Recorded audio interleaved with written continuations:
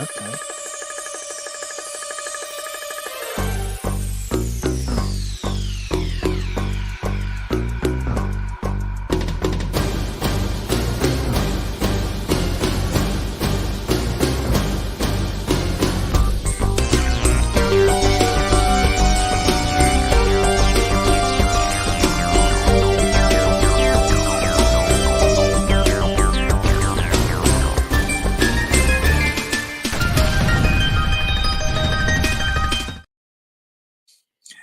You know, that explosion happened exactly on time. Oh, jolly good. That's our first. Yeah, it doesn't matter. Right. For those of you who've just watched the football, come and watch something that's a bit more entertaining. Yeah, it wasn't the greatest game of football I watched, but oh well. And you know why I giggle, because I'm not a football person. I'm a rugby person. Yes. Right, I've just been notified that that we're going live. That's a giggle. Anyway, hello everybody. Welcome to the longest day of the year. Because it's a leap year. It's today. Can I do more vids attacking the Beatles? Nah, I only do it once. That was it. That was my my gripe. Evening, Pulsar. Good evening. Martin. Yeah, I will be. All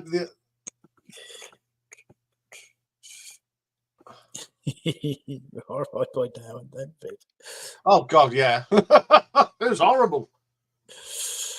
I said the next band that the next band that I'm going to be ripping apart, I might even get more. I don't know. Is this something that I don't know about? No, it's one of the lists on our list. So right, okay. Yeah. So good afternoon, mate. So yes, for those of us, let's have a look. Now I want to get this on right here. So, thank you, Martin. For Iain, sunset is at 28 minutes past 9 this evening. So you can watch behind and just see whenever the sun disappears. Whereas for me, sunset is 1 minute past 10 tonight. Mm-hmm. And for our friend in Japan, it's going to be 7 o'clock tomorrow. Well, today, his time, 7 o'clock tonight. Oh, why is it? My favourite Manchester band. I haven't really got one. The Hollies, they were from Manchester. 10cc, they were from Stockport. There you go. Yeah. Anyway, it's been a sort of quiet week, but there's so much else going on than watching my channel, which is understandable. There's so much sport on at the moment. We've got Euro 2024. We've got the Cricket 2020 World Cup. Did you know you've also got the deaf cricket is going on?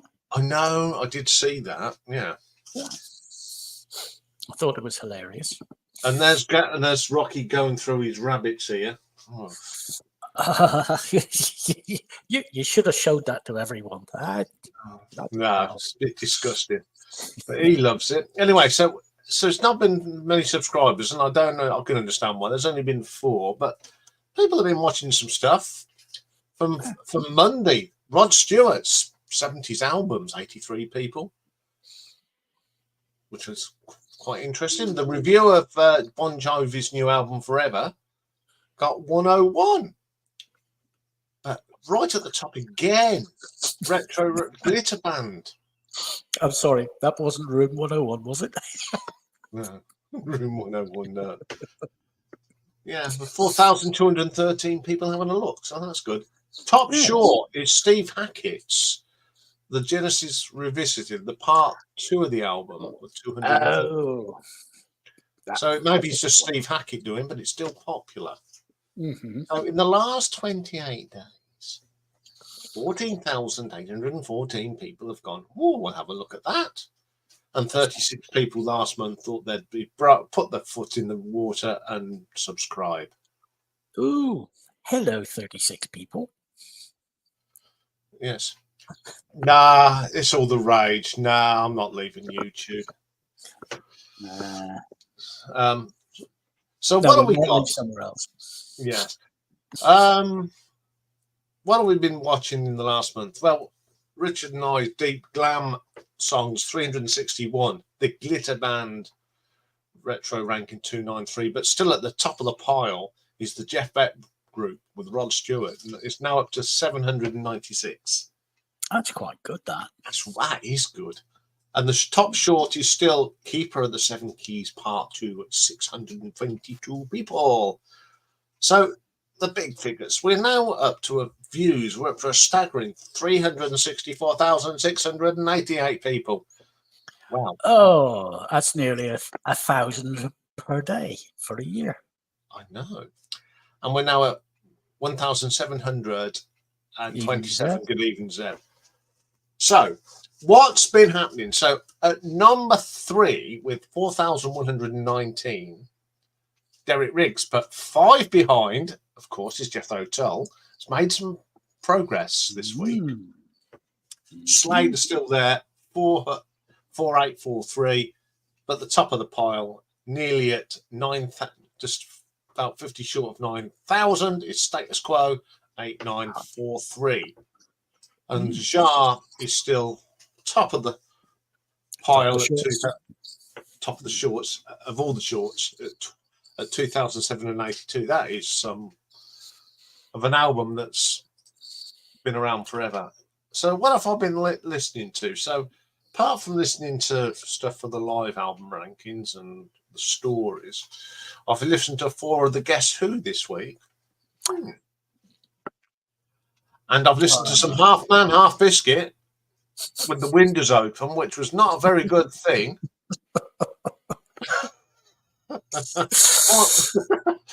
Yes, some of them lyrics are a little bit so I've listened to 5 of the 15.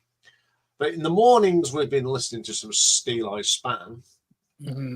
Classic, lovely stuff. And we've been listening to some Edgar Feroze, how you pronounce it. Frost, yeah. People didn't. 5 of the 9. And I had Todd. I've done 5 of Todd. Yeah. I'm sorry. Every time that comes up, we know why you're doing. Well, you and I know why you're doing Todd. Yeah. It's and I've been listening to Wilco, Roger Wilco. It's nice, this Wilco for the 13. A band I don't know much about, but I am enjoying them already. And I completed the mighty Robin Trower Band. All 27 albums. So that's it. Yes, Steel Eye Span. I've seen Steel Eye Span twice. I saw them at the Derngate and they supported Status Quo once. And that's when she came out and did All Around My Hat was Status Quo. Yeah, that was interesting. She was mad as a box of frogs. Well, Maggie. Yeah, she's absolutely mad as a box of frogs, but a great singer. They started off with the, because it was Christmas, you can guess what they opened up their set with, can't you? Oh, I can hear it. I can't remember the Gauti. Yeah, Gaudete. Gaudete. Brilliant. Absolutely brilliant, because I just stood there and done it with the mics on. Brilliant. Anyway, that's enough for me gambling on. It's time for hatches and dispatches. Yeah. And we are unfortunately up to date with dispatches today. Martin, that's the most memorable song from your childhood? I'm putting mine in. It's easy what mine is. Oh, I can tell you what mine is. Rudolph the Red-Nosed Reindeer, sung by Burl Ives, our black and white TV movie, Christmas movie, all those many, many decades ago. There's mine going in. Oh, oh boy. Hang Yeah, on, there we go. That's fine. I need to take something to lower my blood pressure now. Yeah. Yes, We want to Susie. go down to Devilgate Ground with Susie, and we do it one more time for Susie. Yeah, And and that black leather outfit with the zip up the middle. I know. Yeah. Okay, I think it's time to do Hatches, Matches, and Patches. Yes. Oh dear. Right. So, like I said, unfortunately, we are up to date with dispatches. So we start with we've got 10 plus 1. So on the 13th, we lost 3 people. Angela Bofill, an American R&B singer-songwriter.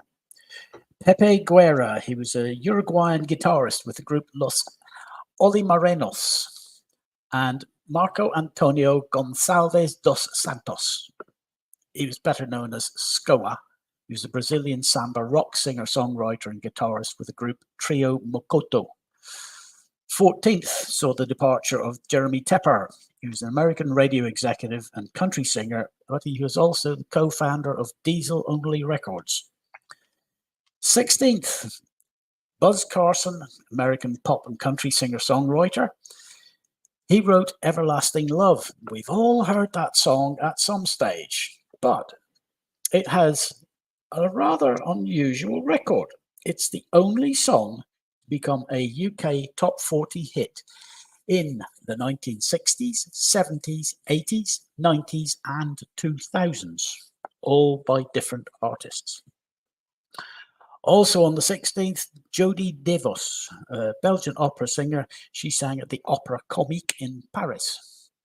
The 17th, Paul Spencer, English musician with Dario G. He checked out. The 18th, James Chance, an American musician. He led James Chance and the Contortions.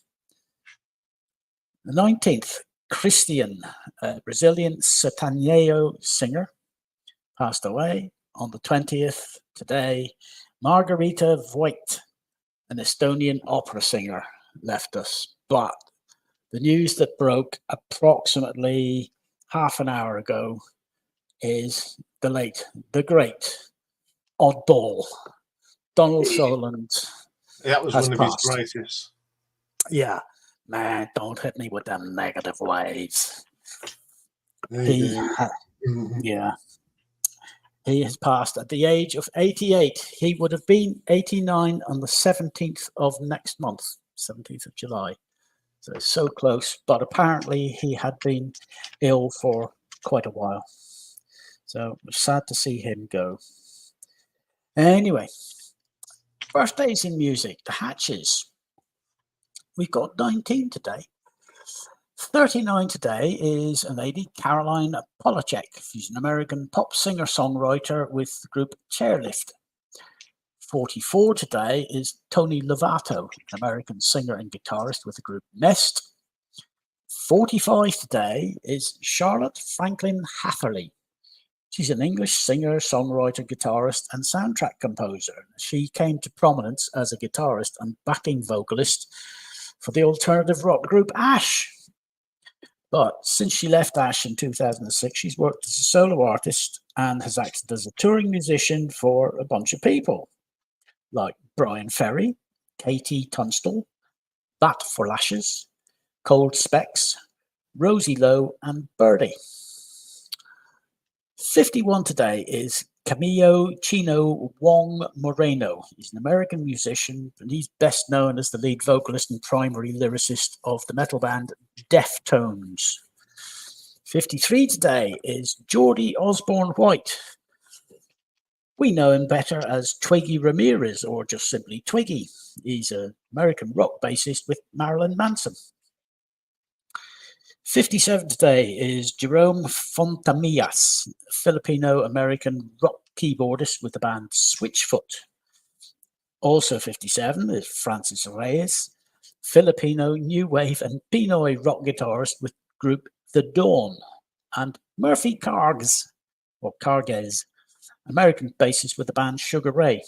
61 today is Amir Derak, He's an American rock guitarist and synth player with the bands Orgy and Julian Kay.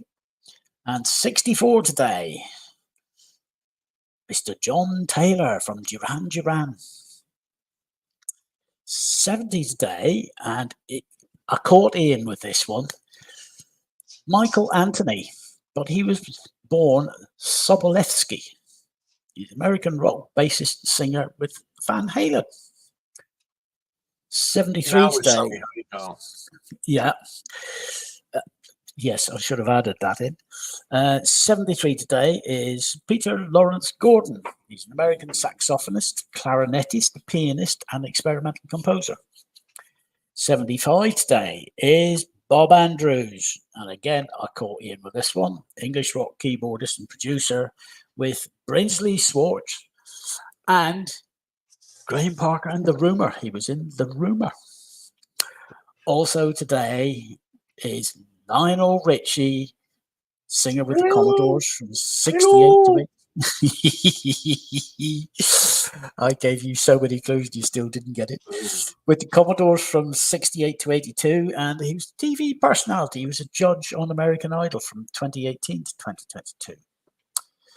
76 today is Nigel Morris. He's a British jazz fusion drummer with the band Isotope, or was. 77 today. This one made me giggle. Dolores Brooks, also known as Sakina Muhammad or Lala Brooks. She's an American singer and actress. She used to be the second lead singer of the Crystals, but she was the lead vocalist on two of their best known songs, Then He Kissed Me and Dadu Ron Ron. It's me, Ron. It's all gone wrong. That was Three of a Kind. Yeah. 79 today. Anne Murray. We've all heard Snowbird, Canadian pop singer. That record has been going for decades.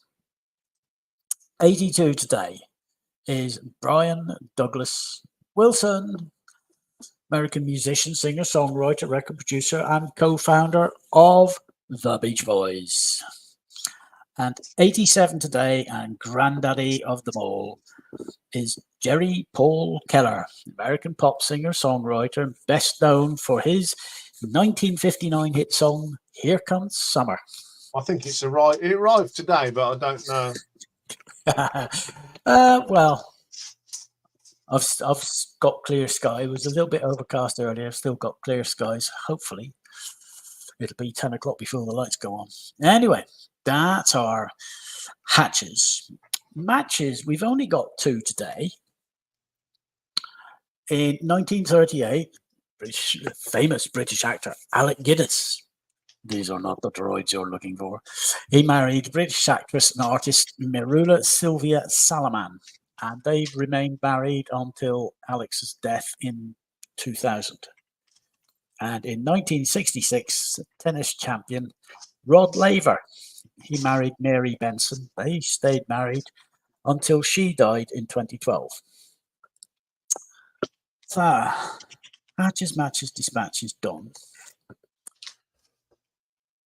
Do you want to give out last week's results, see if they beat me or not? Do we want to let the cat out of the bag? Yeah. All right. The final vote in the chat was 10 apiece. So it came down to the community vote. And it was 6 votes for one and 8 votes for the other. And Cinderella won 18 to 16. One to me, one to me, one to me. Everyone agreed with me. Hey. Dave's keeping score. Yes. So it's you're 1 up, and at the moment, or the last time I looked, you are in agreement, or the voters are in agreement with you on today's. Oh, so it's either Ride the Lightning from Metallica or Hell Awaits from Slayer. Yes, and currently Metallica are winning. Yay! Will he take a 2-0 lead? Yeah. Bit better than England football. But that's Yeah. another story. Anyway, Anyway, so I'm happy with that. So I think it's time for what's on next week. almost. You know, I told you that today's the summer solstice, Yeah. and it always occurs between the 20th and the 22nd of June. But because it's a leap year, it always occurs in a leap year. It always occurs on the 20th of June. So that's something for next year. Anyway, our talking point tonight is albums that you can't get enough of. Maximum of 10 in any format, and I'm taking part tonight. Yeah, we've done a bit of Jiggery pokery. Jiggery pokery, so Dave can take part. So that will thing, but that's for later. So yeah, so let me save that, close that, and then we add that, and we make it full screen, and off you go. Right, next Monday we're starting off with something very special. Someone's got a birthday on Monday, haven't we? Have I? You have, yeah. Yes, and I'm giving myself a birthday present. Yes, yes, I'm sure you'll show a picture of it next week. Yeah, we're starting off with Dave's US birthday top 10 from the 24th of June 1956. Bit different. Then we're going to look at Rod's 1980s albums. Yeah. Bit different from the 70s. Very different. Yes. And then, it won't be the first time this album gets mentioned tonight. I'm going to find a perfect side of Out of the Blue. If I had my way, the whole album is just perfect. It's a 10 out of 10. Mm-hmm.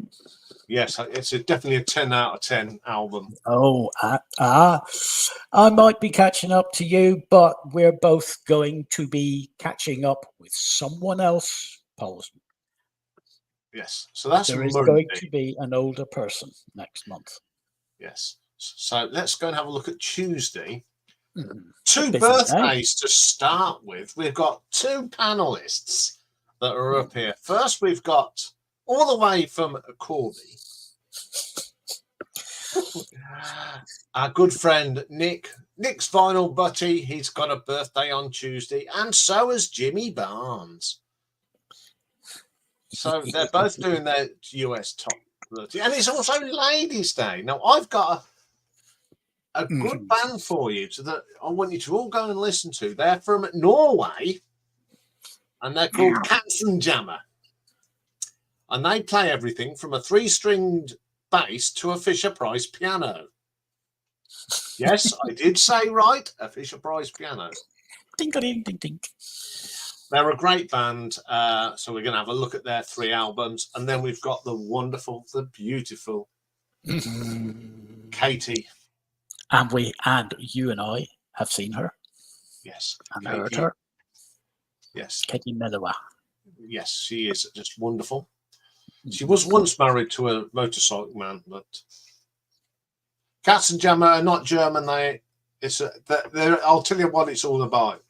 Katzenjammer is German, and there's a story why they call themselves Katzenjammer. So there we go. Mm-hmm. Talking of Germany, the last of the June Dozens are a power metal band from Germany. They're called Blind Guardian. Now, they have some of the most beautiful artwork that you'll ever come across in the metal rock world. They are, yeah, that's right, Pulsar. That's where they got their name from it. So Pulsar's on, he knows what we're talking about. So that's what we're doing next Wednesday. Sorry, I've just seen Jimmy's comment. Yes. Yes. So what's happening next Thursday? Well, have we got a sophomore drone for you? Oh, we have got David Bowie. And David Bowie, it's not called Space Oddity, it's called David Bowie, going up against T-Rex's Electric Warrior. What a battle that is. Yes. I think I know. I think I know where my vote would go. Well, I think it's obvious where mine's going. And then we've got Pick a Mix, and we're going to look at the top 10 singles on the 27th of June of 1977. Which is a good thing. Oh, we got a thumbs up. It tells me I've got a thumbs up. That's pretty cool. And that's in Facebook. Well, there we go. And then next Friday. Hello, Facebook viewer. Yes. Remember I said I would do the King Gizzard and the Lizard Wizards bootlegs albums? We're doing them next week. They are amazing. They're just an amazing band. But I'm looking forward to the one-off. Yes. Now, this is a viewer's request. And it's our good friend from Japan. He asked for this, and we're going to have a look at Thunderclap Newman's only album. Featuring, of course, on the bass and the producer, Mr. Pete Townsend, no less. Yep. So that's what we're doing next week. Yeah, very cool album. It is a very cool album. Yes. So that's what we are doing next week. Done. Done, did it. And bye-bye. Bye, and I'll get rid of that because we don't need it anymore. Oh, dear Jimmy. See why women's football has gained in popularity in recent years? Because based on tonight, the England men are better off playing Ludo. Yes, it was very frustrating. Ludo or Tiddlywinks? Not good at Tiddlywinks. They couldn't even find the goal tonight, let alone the... Oh, in that case, they couldn't tiddle their wink. They couldn't tiddle their wink. Oh dear, oh dear. So let's put the link up so people can come up. Yeah. But yes, Pulsar. Next month, on the 15th, you will no longer be the oldest. Yeah, Dave's got to. It's one of his family as well, so he's got to do some digging. Yes, that's his task.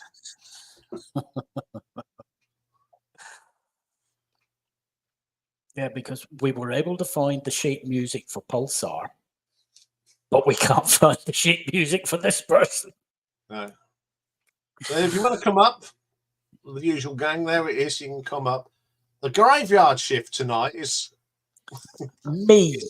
Is Dave. So I want a few people up so they can witness Dave's first pick of album. Yes, I'm not going to be showing actual albums. I'm going to be doing a slideshow. He's going to do a PowerPoint presentation. The first one on here, 4 minutes. Plus 4 minutes added on, yeah. Yeah, so we're going to start that when someone gets up here, at least once, so Dave doesn't feel like he's just talking to me. No, well, I've got something to show you before we go on, but I'm not opening it now, and I'll open it tomorrow night with Simon. So I had a little box from Simon. Oh, yes. The best day in chance I've been in a situation. Not a problem, Jimmy. Not a problem. So yeah, so that's going to be open tomorrow night live on Simon's stream. That's going to be interesting for Simon because he won't know what's in it, will he? No. I'm sure he will. Yeah, you can tell I'm on the loopy juice. I'm giggling a lot tonight. Yeah, so yeah.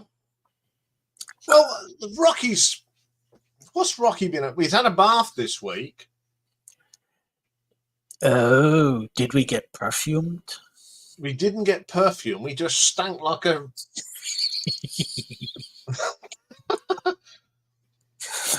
Moldy old dough. Oh God! I don't know if it was the other morning. He decided when we got up. And it was lunchtime. He decided to come and have a sit. And I thought, oh, blimey, Rocky. So but he loves his bath. You know what he likes it? The rubbing down afterwards. Oh yeah, because I'm getting a free massage. Yeah. He's been to have his tutties cut today. Is he pointing towards the front door? He's looking at the front door. No. Yes. What can I do for you? What can we do for you? Oh, Jimmy.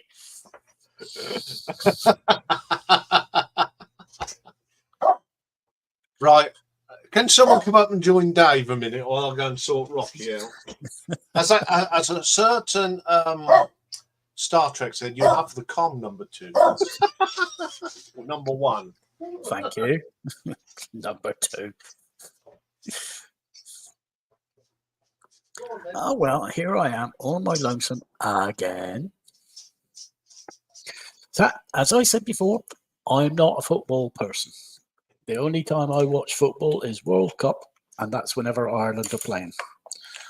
If England are playing, I support the other team, except Germany. That's one I'll let you off.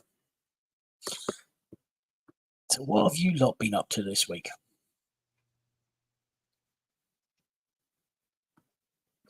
Let's see, who have we got? Oh, I didn't see Romuald. Bonsoir, Romuald. Ça va? Evening, Christopher. Everyone I'll tell you what. Why does dogs, when they've had a wee, they have to smell it? Disgusting. To make sure that it's theirs and it's fresh.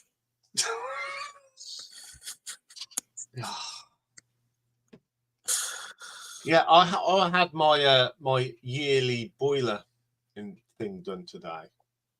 Oh, right. And normally I put Rocky in the bedroom, but the guy come in and he heard him barking. He says, just let him out. He says, I've got dogs. And he says, it's his home. Why should he be locked away? Fair. An understanding person. Yeah, and he said, what's his name? So I told him his name. So when he come out, I mean, Dave knows what Rocky likes. He barks at you for 20 minutes, wagging his tail. And all he says is, and what's all that for, Rocky? And Rocky just looked at him going, what? Yeah, that's all you need to do is let him have his shout, and then you go, so, and what else? Now, it'll be interesting what it'll be like when you come over again, because although he doesn't see you, he hears your voice a lot, doesn't he? So, yeah.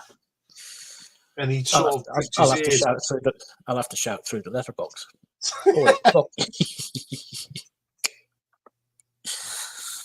Yes, Seb, I've heard them 2 Gilmore tracks, and you're right, they are very Floydian when they're going to be, aren't they? So, yeah, that should be. I'm looking forward to that album, but I'm looking forward to the new Deep Purple album coming out. If I remember correctly, that's next month. It is. So what about the lyrics? Does anyone have guessed these lyrics? Let's see. I got a total false got up my birthday. Oh, right. Excellent. I shall watch that. I always watch your top of the watch reactions, because sometimes if it's something he doesn't like, he makes it. Yeah. Anyway, hope everyone enjoyed the Beatles. Well, amazingly, you didn't get slaughtered in the comments. No, I did all right. Yeah. But everyone seems to agree that Revolution number 9 is absolute thing. I'm going to find what Jimmy put about it, because it's absolutely brilliant. I just need to find it. Where do we find it? I know, in that. Here we go. I haven't switched myself off automatically, I hope.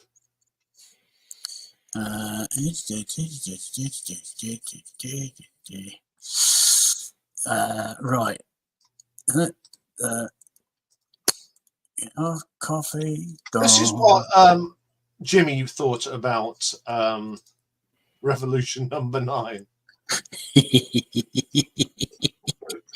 Revolution 9 is a smacked out self-indulgent doll for dogs droppings. It's meant to be mystique concrete, but it's a waste of everyone's time. Yep, absolutely. Number 9.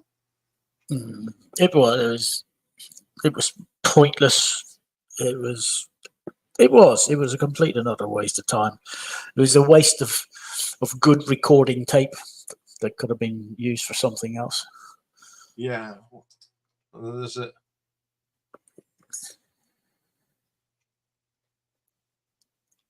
I can't stand them tracks. I mean, tomorrow never knows what they're all self-indulgent, and with and without you, all I want to be. I want someone. Do you want a papadom? Do you want chutney with it? I'm sorry. I just, as I said, why would they let him? They let him do it once on Revolver, but no, they let him do it again.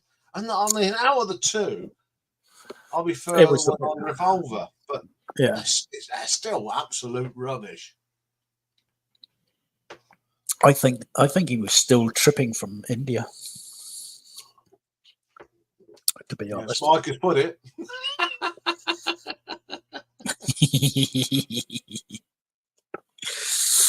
I think you had one bad reaction in the comments.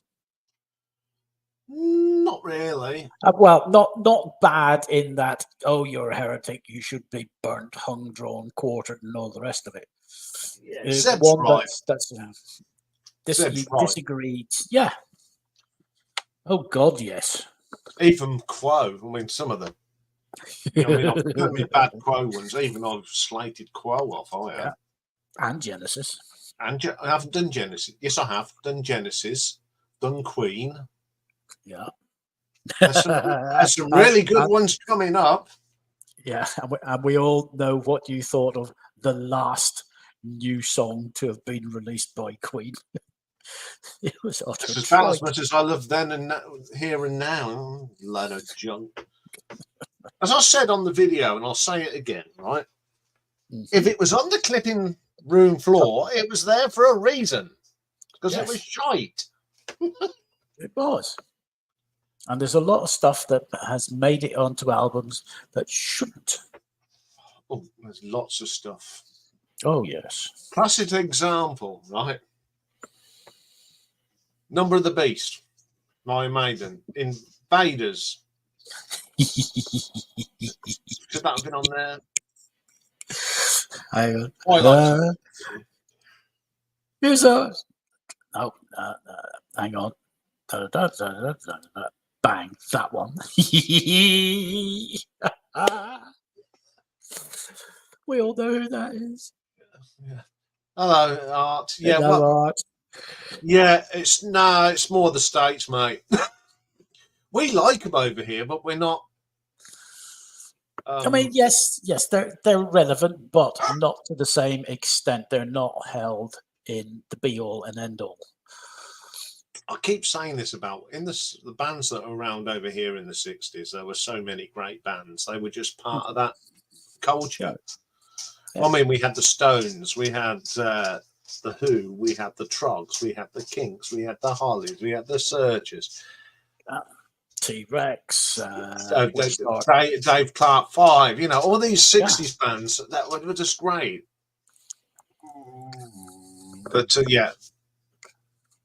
But so that's why we don't hold them in the same esteem as America. Here we go. These are good, but overrated, over-discussed, and dissected. Top 2 pieces. You see, almost come up with and the small faces, definitely the small faces and the faces that came out of it. You see, we had so many great bands.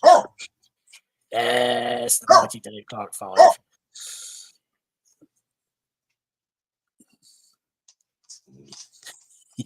Yeah, but they had a successful TV series. Which the Beatles didn't. The Beatles didn't.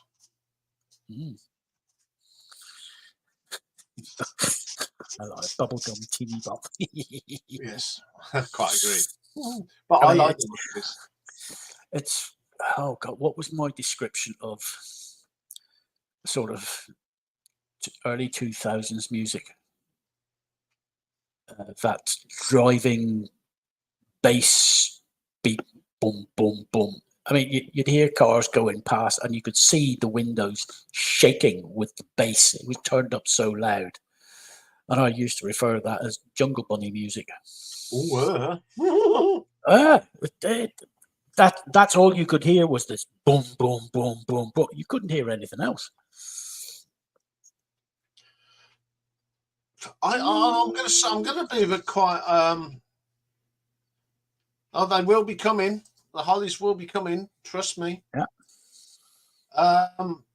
One thing about I've noticed when I'm doing my top tens, it seems like the American top tens, like next week's, what we were listening over here in 1977 has got nothing to do with what America, and half of the songs would never get into the charts.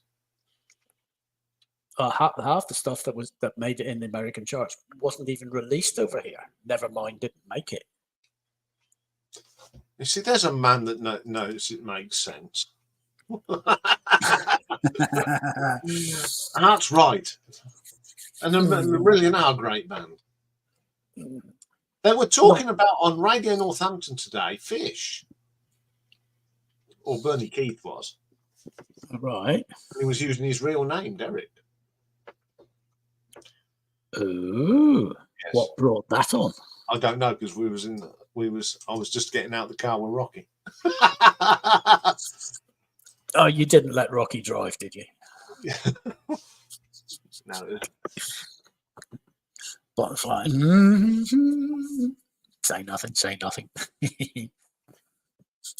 Sugar Mice is the best single of 1987. Change his mind. No, it's a great song. I mean, the lyrics are fantastic. They are fantastic. Why should we? Do you want to show your albums before anyone comes up? Because this seems like everyone. It seems like the rest of the world doesn't want to come and play. No. Oh well. Okay. So in that case, I shall add this to stage, and I shall put it on the wrong. You've got. What are you doing? Your arse backwards. Yeah, the bad. Bump. Take that off. Hang on. I need to do bump.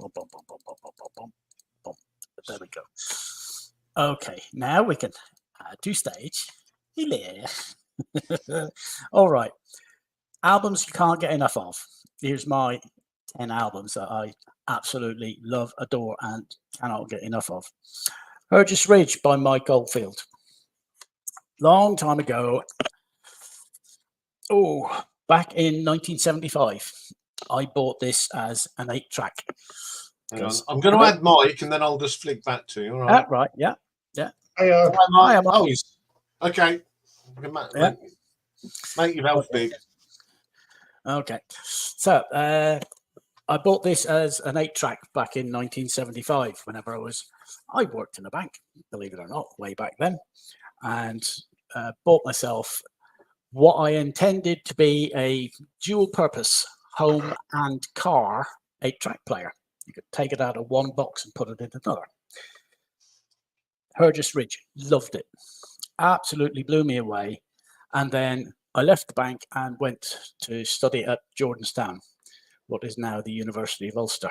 And whenever I was sitting up late at night studying, I played this almost every night of the week.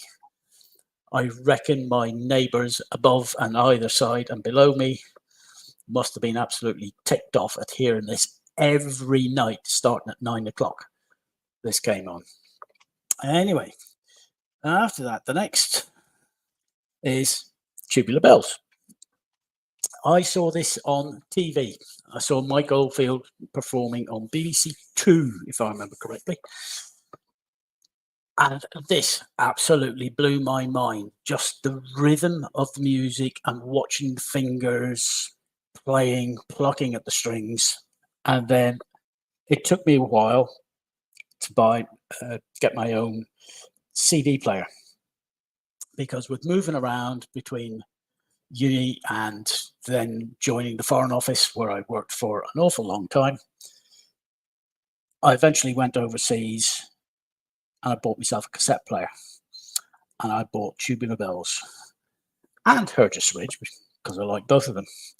And then time went on. I went to lots of places, listened to bought lots of music. But my next favorite album is this, Led Zeppelin's Mothership.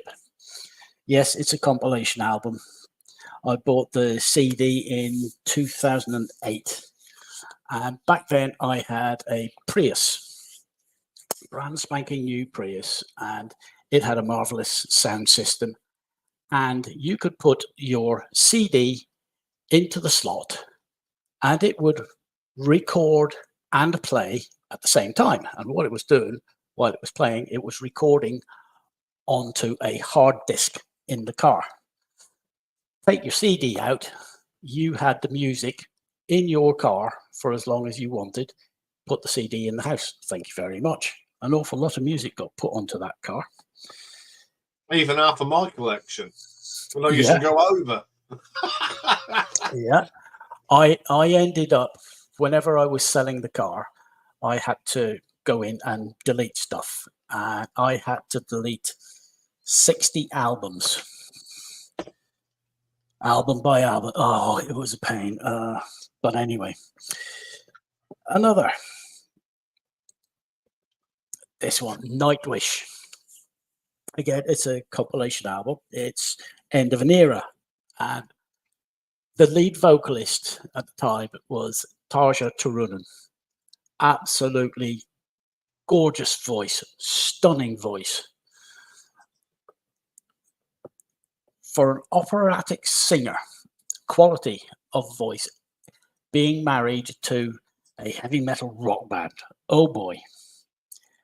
I was playing Star Trek Online and a fleet buddy suddenly played a song called Amaranth over the chat channel. And I was, what is that? That's brilliant. And he said, it's a band called Nightwish, gave me the title. So I went and searched, found Nightwish, and started listening to the music back whenever I had Amazon Music, and played and played and played. And then I found End of an Era on Amazon and I bought the CD, loved it.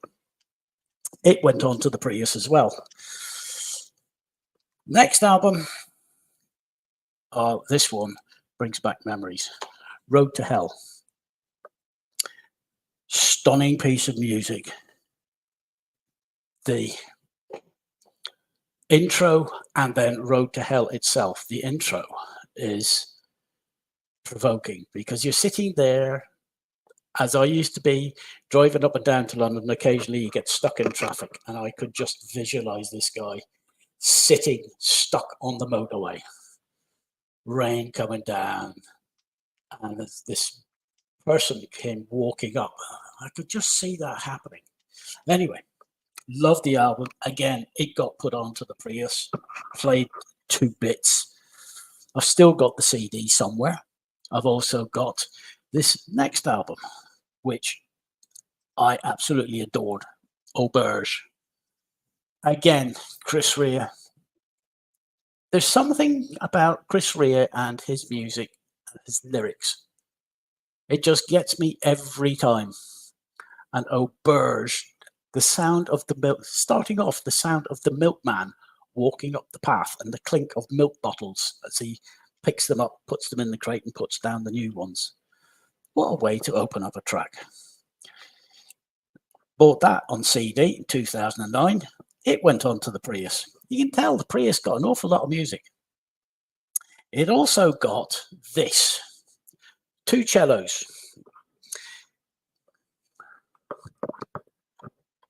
Nope, not yet.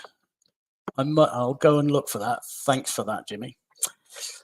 2 cellos, as you can see, Lukas Sulic and Stepan Hauser. Absolutely brilliant. Oh my God. If you like your music, like AC/DC or Stevie or All I can say is just go and listen to them. Sorry? If you like, they just play all good cello. Yeah. Rock. Yeah, and some of the videos that they have put out have been superb. I mean, the one where Steve Vai is in a record shop signing stuff for the fans, and these two wander in and sort of, what's he doing? Let's go and look at instruments. And they go and they pick up a pair of cellos and they start playing, and people start leaving Steve Vai, coming over. What are these guys playing? They're playing Steve Vai music. Eventually, Steve Vai comes over and joins in. Go and watch them on YouTube. Go and listen to them, because after that, I went and bought this cello verse. Now, whenever I went over to see Iain, 2015, I think, it was coming up to his birthday. I thought, he hasn't heard this band, so I ordered and got Amazon to deliver 2 cellos on his birthday. Brilliant. And then once he'd heard that, then I let him into the secret that I had both those in the car on the Prius hard drive. Again, just go and listen to them. They're brilliant musicians. And then the last 2, well, I'll do them 2 together, because you've got Rick Wakeman, Journey to the Center of the Earth, and The Return to the Center of the Earth. Now, first one, the original live version. I don't think anything beats it, because Richard Burton was the narrator. Absolutely brilliant. And I saw a video of this, and Rick Wakeman in his white cape, standing in a circle of keyboards. My mind couldn't cope with the fact that this was the Royal Albert Hall, and this guy was standing, twisting, turning, bouncing between keyboards. It was unbelievable. The music, the lyric, the storyline, I loved it. And then we had to wait an awful long time until this came out. I bought the original Journey on cassette in 1984, bought the CD in 1989, again in 2010, and the 2010 CD went onto the Prius. The Return, I bought the first CD in 1999, whenever it came out, and again, after I'd moved, couldn't find it, so I went and bought another CD, and it went on to the Prius. But this time, you know, the mellifluous voice of Patrick Stewart as the narrator. Storyline, basically the same sort of story, but the reinterpretation of the music and the world. I literally cannot get enough. And I still have all 10 albums to this day. I still have them on Spotify, on one of my main playlists. And what more can I say? That's my 10. That's the end of my first presentation. Hey, thank you. Bye-bye. Mike, you're on mute. If I go like that. Oh, you're still on mute. You're still on mute. I'm still on mute. No, you're not. Oh, no. Right. Yeah, well done, Dave. That was really good. I thank you. It's a bit nerve-wracking to do your first in a different presentation. Yeah, Yes. that was really good. And now I recall I said something rather rude about a Rick Wakeman album a couple of weeks ago, didn't I? Yeah. I mean, while every you were doing that, Dave, I picked out a couple of CDs, because this one. Put you up in solo. Tarja. Tarja. Colours in the Dark. I think, for me, this is her best solo album. Oh, it's got a nice little book in it. It's actually stuck inside the thing, but there's lots of pictures of Tarja.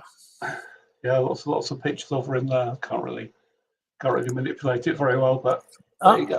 No, oh, right. Yeah. Colors in Yeah. the darkness. Okay.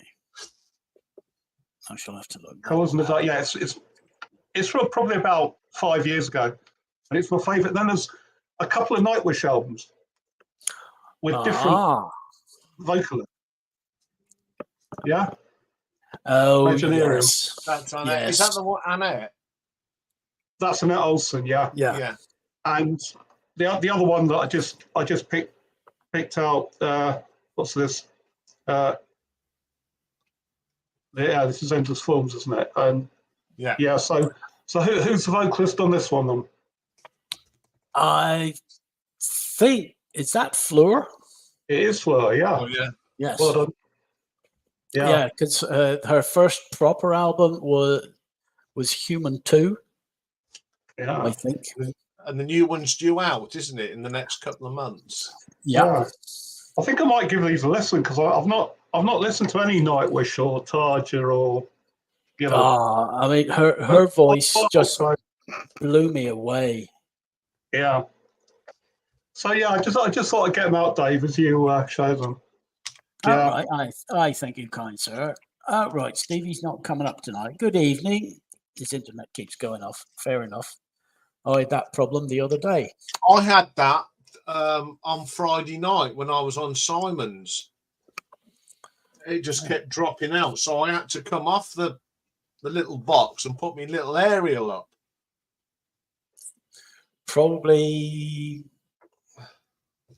It probably would have done you best to have rebooted your router. I did, and it didn't. Oh, it didn't like it, right? Well, in that case, that's a fault down the line. Yeah. Yeah. Well done to Dave. 10 times 290. All his faves are under 30 quid. not quite. Not quite.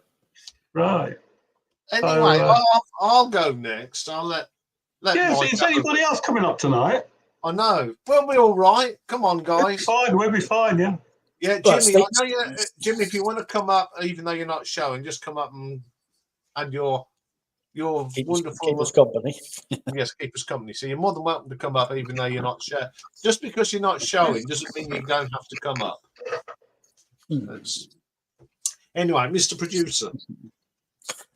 Yes. Hang on, I'm just going to take that off so that I can go and do that. Hello. Okay, these are my albums. Some of these albums have not even what I rank number one, but I always seem to go back to them. Except this.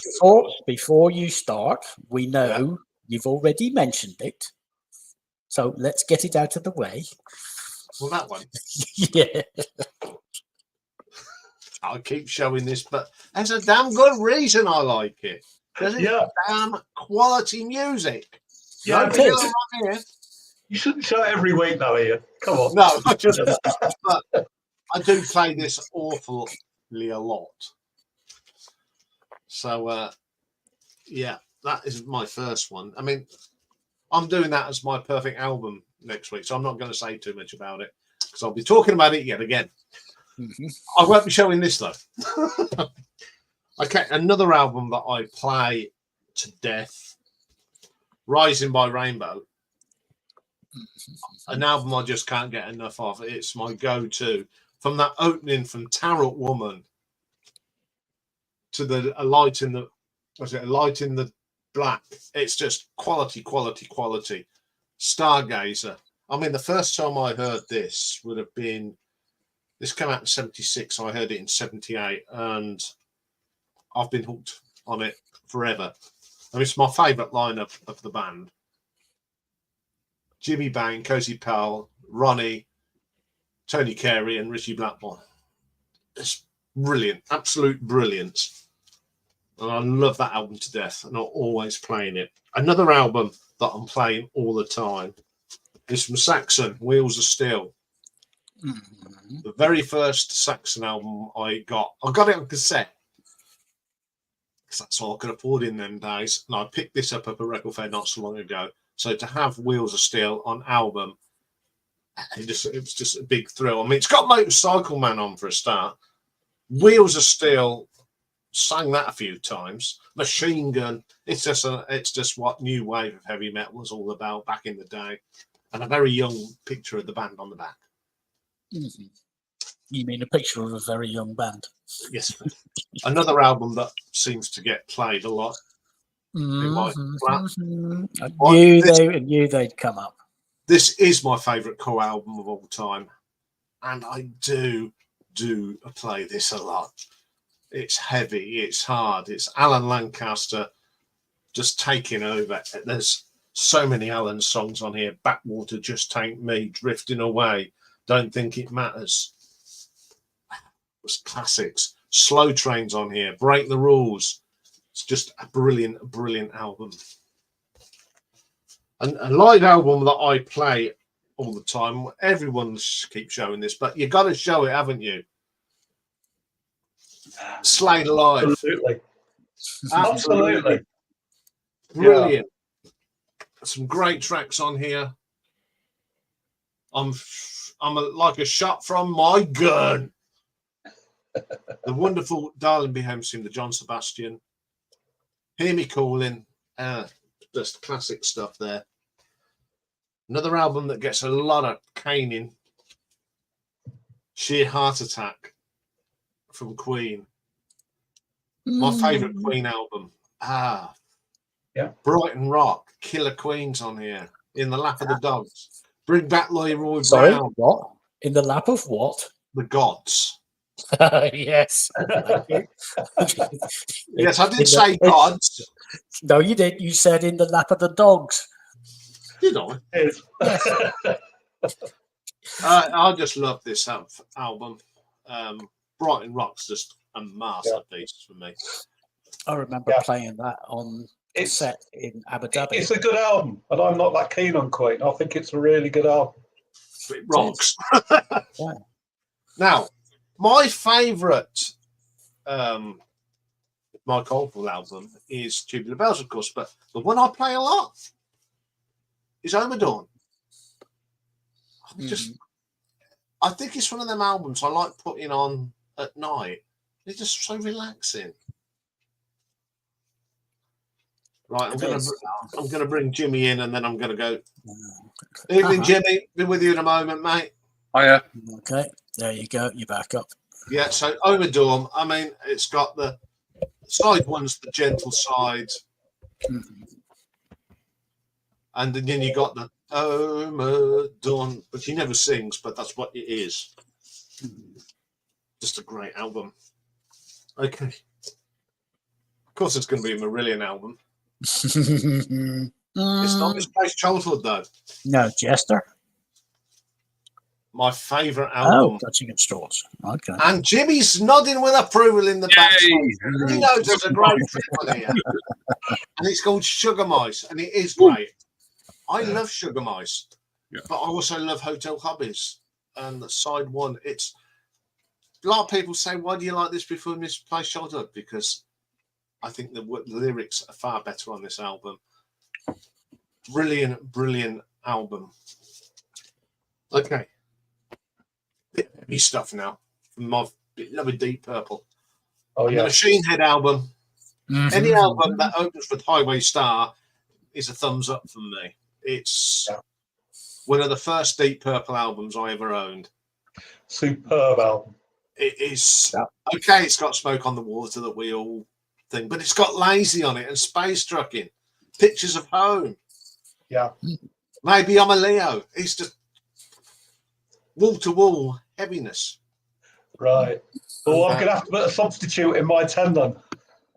Oh dear. Yeah. You can tell it's an original because it's the open gate for them. And my last one is a Genesis album. It's the brilliant, and this is it's my favourite Genesis album of all time. Selling England by the pound. Oh, you mean the Boris Johnson album? Yes. Dancing with the Dream mean like brilliant. It's got Firth or Fifth on it. Cinema Show. It's just got classic Genesis songs on from that. Yeah, now we're talking. Yeah, this is the dog's bollocks. Don't let Rocky hear you say that. No. Can you tell me where my country lies? Yeah, all that brilliant stuff.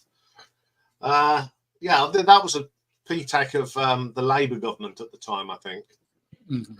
Still in England by the far. It's just some great playing from Steve Hackett on there. That solo on the 4th, 5th, it's just mind-blowing. I'm trying to think, was it Callahan whenever that came out? That was Wilson. And the Battle of Epping Forest is just epic. Yes.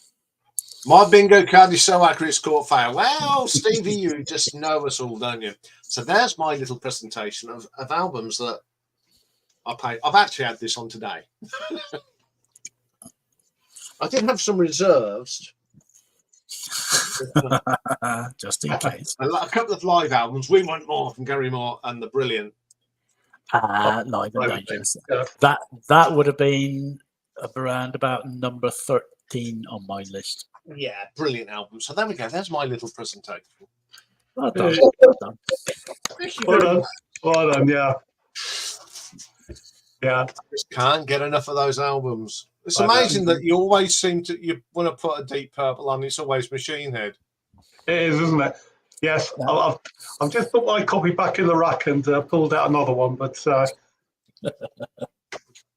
I couldn't go with yet another sub, so I'm going to show Genesis again. Okay. Okay, then. Are you ready? Yeah. Okay. There you go. Right then. Yeah. Well, when I was thinking about this, I thought, well, go for albums that I've had for years that I still play, rather than albums that I might have had fairly recently that I'm playing a lot, if you see what I mean. So, yeah, I went for that. It's a Genesis album that I go to. Best. More than any. That and Foxtrot. Yeah, can't go wrong there. Yeah. And, right. A bit of Bob Dylan. Oh. There we go. On the Tracks, another great album. Blood on the Tracks. And I think with an artist like Dylan, because he's sort of changed so much over the years, hasn't he? I think it depends when you sort of what he was doing when you first sort of discovered him. Yeah. And it was the early 70s for me, so it was Desire, Blood on the Tracks, those sort of albums that I went for. But this has got my all-time favourite Dylan song on it. It opens up with Tangled Up in Blue, and that is just superb, isn't it? Absolutely brilliant. And there's what else is on here? Idiot Wind's on here, and then Lily Rosemary and the Jack of Hearts, which is a song that a lot of people don't really like very much, but I think it's really good. He's telling a story about a bank job, and it's really quite good. And then Shelter from the Storm, probably my other favourite from this album. Before you go on, I think that's near enough a greatest hits. It's not a greatest hits, isn't it? Well, yeah, for that sort of period of Dylan's career, I think. Yeah, definitely. Right, another album that I've been listening to for 50 years. Crime of the Century. Oh, I just had Michael in the backstage going mental. He just went, oh. I'll just make you big again, Mike. Yeah, sorry, mate. But, this has got just brilliant tracks from start to finish. You've got Skull, Bloody Well Right, Hide in Your Shell, and Asylum on side one, and then Dreamer, which of course was a pretty big single, wasn't it? Rudy, If Everyone Was Listening, and then the title track, Crime of the Century. Absolutely superb album. I think this is Dave didn't put best that album by far. Sorry? Because I would have put Live in Paris at number 11. Yeah. because Yeah. it's got all the best tracks. Yeah. It's a good album. Right, and this next one, this is an album that I absolutely adore, but the rest of his catalogue doesn't really quite do it for me. You know, I'm not saying I don't like his other stuff, but it just doesn't hold a candle to this one.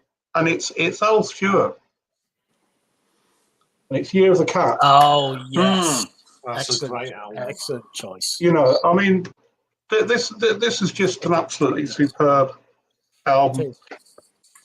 You know, they go all the lyrics and everything inside. Yeah, so you know, you kick off the album with Lord Granville. There's On the Border. I'll Sand in Your Shoes, which is possibly, well, not quite my favourite. It's my favourite's title track, Year of the Cat, I think. You know, lyrically, it's absolutely brilliant. And then Broadway Hotel, and then Flying Sorcery is another of my favourites on this. So, you know, an album I still listen to. And this album, despite, you know, everything I might say about the guy from time to time, this is an album that I listen to time and time again. And it's Ram. It's McCartney. You know, I just, you know, I think this was his best post Beatles album. Did you know it's recorded in New York City? Yeah, right. Yeah, I'm just having a look. It doesn't actually say anything, but yeah. So you've got, you know, Too Many People. You know, what else is? I mean, Uncle Albert. Heart of the Country is what. Heart of the Country it's probably the weakest link on this. But you know, Ramon, Dear Boy, you know, Uncle Albert, and Avril Halsey. You know, Eat at Home, Montgomery Moon Delight, I absolutely love. You know, but yeah, this is an absolutely fantastic album. You know, and I think of his early stuff. It's got most of the ones I really like. If Maybe I'm Amazed was on this instead of on the self-titled album, you know, this album will be even better. But there you go. That's then. The Cure, the first Cure album that I bought, and still my favourite, 17 Seconds. That's a great album. Yeah. Play for Today was a single for this, I think. But there's a Forest at Night, 17 Seconds itself. It's just a lovely album.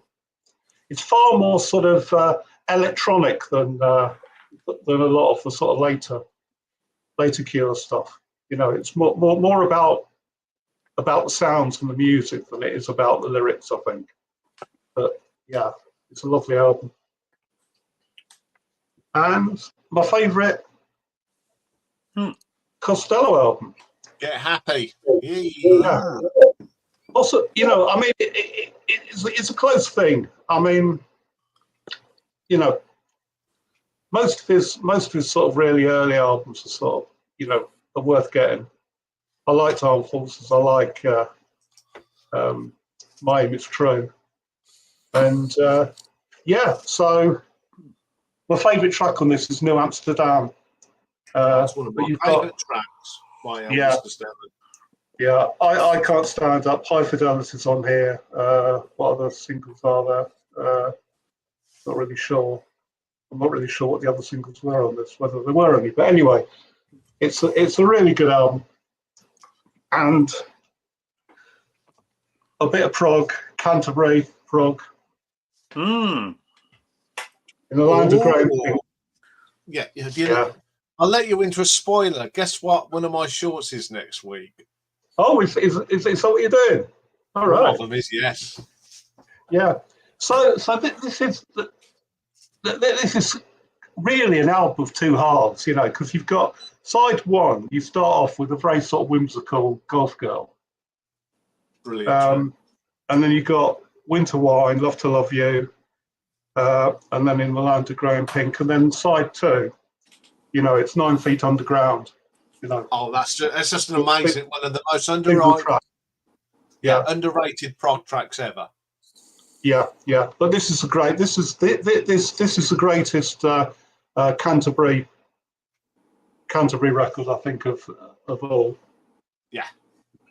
Right. Another album that I've been listening to. Yeah, Ronald, it's a brilliant album, isn't it? Yeah. So is that. Yes. Ziggy Stardust. I had to choose this. I mean, there's not a bad track on here. You know, what have we got? 5 Years, Soul Love, Moon Age Daydream, Starman, It Ain't Easy, Lady Stardust, Star, Hang On to Yourself, Ziggy Stardust, Suffragette City, and Wham, bam, thank you, ma'am. Yeah. It is just, it is just a fantastic album from start to finish. I think there are very few albums where you can say every track is an absolute winner, but I think with Ziggy, that's the case. And finally, my favourite Blondie album, Eat to the Beat. And I think it's great. Die Young, Stay Pretty. I love that. But right. Yeah, so I'm trying to read all the tracks on here. Yeah, The Hardest Part, Union City Blue, Shayla, Eat to the Beat, Accidents Will Happen. Oh, accidents never happen, I should say. Yes, Die Young, Stay Pretty, Slow Motion, Atomic, Sound Asleep, Victor, and Living in the Real World. And I think it's a fantastic album. So there you go. That's my 10, folks. Oh, well done. Very good. Some excellent choices and presentation there. Thank you. Right. Applause. Sorry, I had to go to the door. Hey, right then. Michael. Yes. How are you? Oh, fine.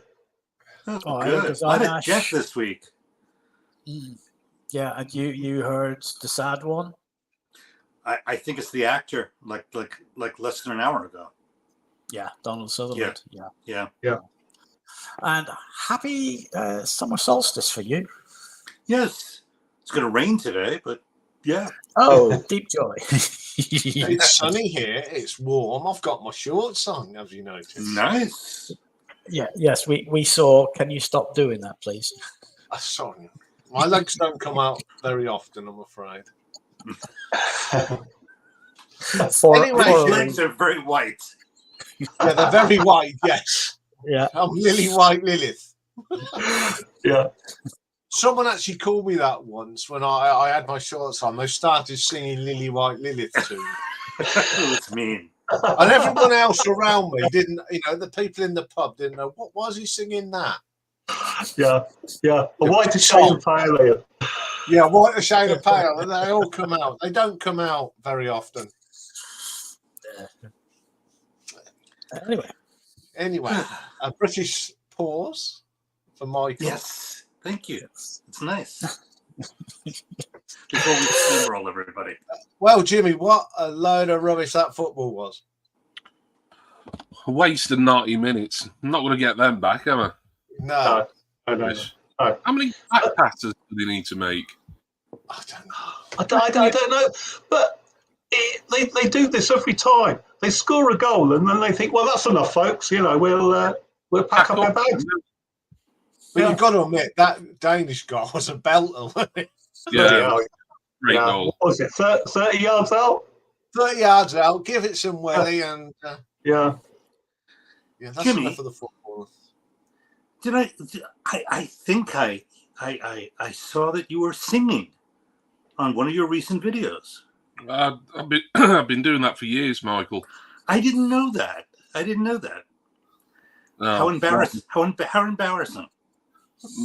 Obviously, I don't hit the algorithm for you as well as people who make lists of handwritten notes to go over old live streams. I know you're a big fan of those. But, my content, it kind of escapes your line of view. Stevie's got "Hello Darkness," my old friend.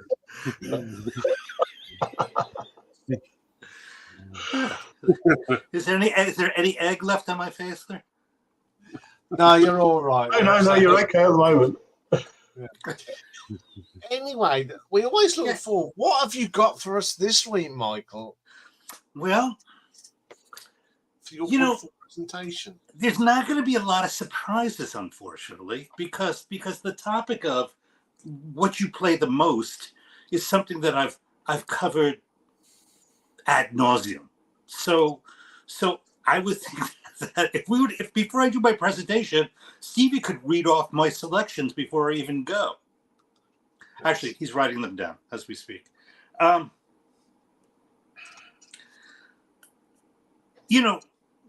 When you're on, a lot of times people say like, I'm thinking about buying a new stereo component, right?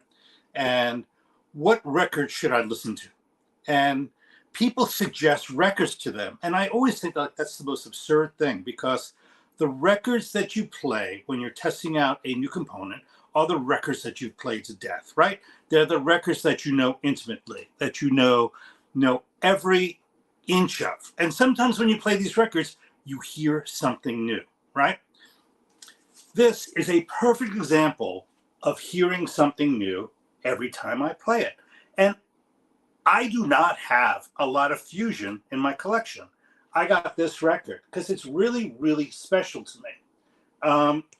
There are things about the snare drumming of Billy Cobham or the piano playing of Jan Hammer that have something really special to it, that every time I'm playing it or I readjust my speakers in my room, I hear something different. So I know every inch of this record. I saw them when they first debuted in New York, and it was a show that was held over at the Cafe Au Go-Go in Greenwich Village. And again, I've told this story before. I went with my friend Sheldon.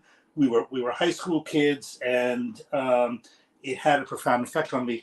So it's my original copy. It's what I played since I was a teenager, and I've played it to death. Another record I played to death is Shazam by The Move. I know every inch of it, right? And I know it intimately. And actually, I really kind of became more accustomed with side 2 with Fields of People and The Last Thing on My Mind over the past 10 years, because I always only played the first side when I was a kid, because it had Hello Susie, which was the real rocker. But they covered Tom Paxton, The Last Thing on My Mind, and Don't Make My Baby Blue has got some great guitar work on it. And again, it's the only Move record I own. I've tried others; they didn't do it for me. So sometimes records make an incredible impact on you, right? This one did. They've had others like Birds of Fire, but they don't do it for me. Intermounting Flame is the one that does it for me. And again, Stevie, I know you have this one written down. Little Feat, right?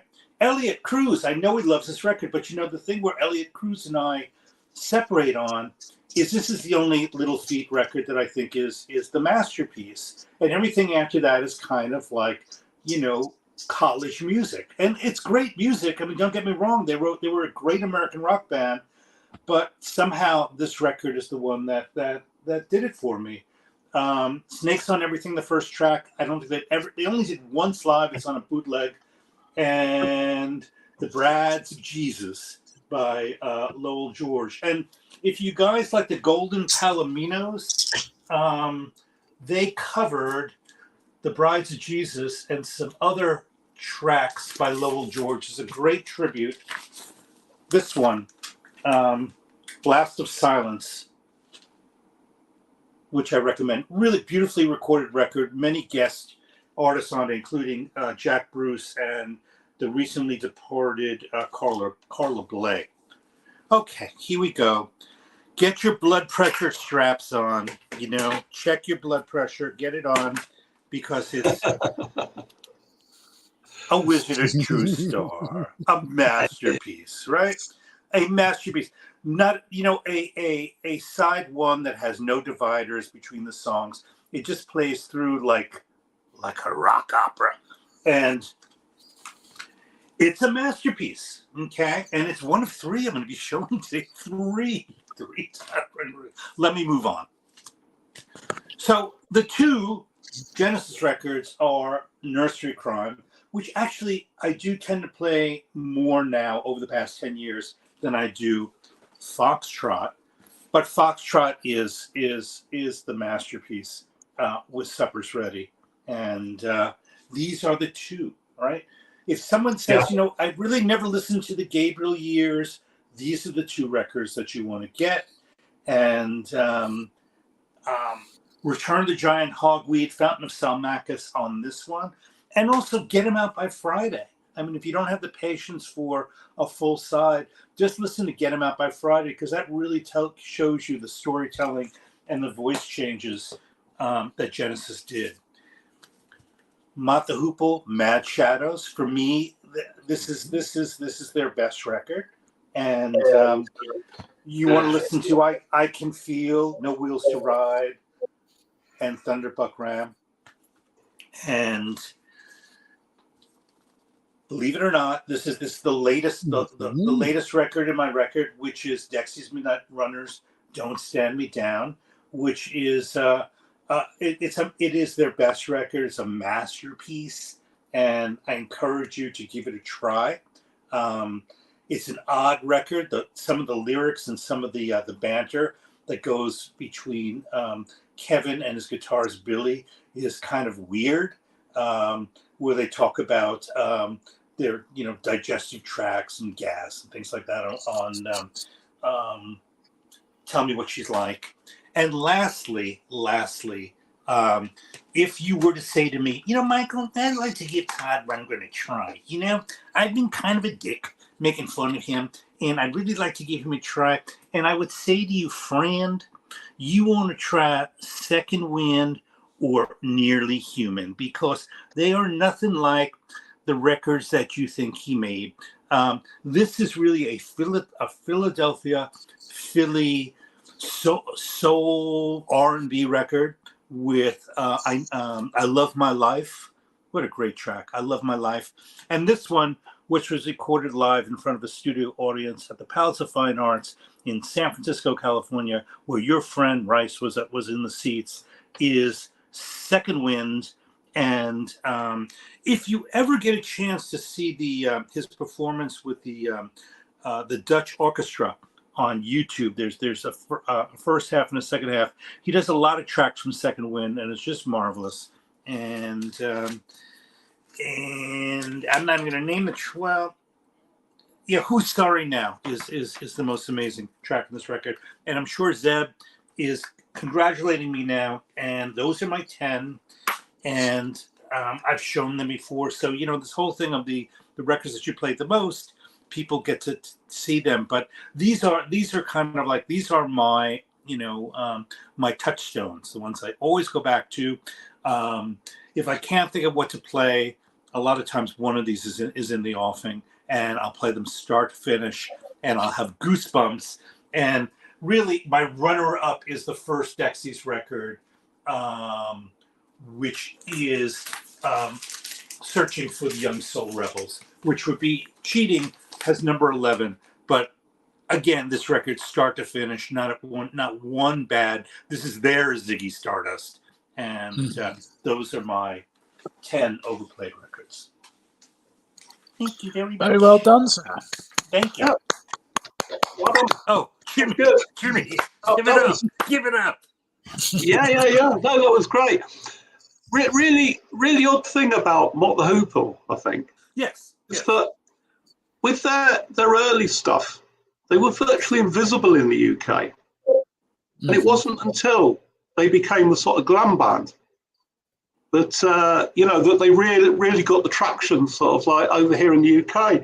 And I was in a charity shop the other day, and I managed to get these two. What is it? All the Young Dudes. Yeah. And Roll Away the Stone. Roll Away the Stone is a great track. Yeah. That's the one that did it for them. Yeah. Romuald. Good evening, gentlemen. Good Bonsoir. evening. Bonsoir. Good evening. How are you? How are you guys? Have not seen you in quite a while. You've been traveling. Traveling, working, yeah. I saw you with the Bishop of Melbourne the other day. Yeah. I went to Toronto. This is what a community is all about. Meeting one guy who came all the way from Australia, meeting us in Toronto with other VC member. We had a lovely day, digging vinyl together, sharing a drink, and really cool. Yeah. Excellent. You're on mute, Iain. Can we start again? You don't know what happened there. I listened to the Wizard album this week, Michael, by Todd. Did you really?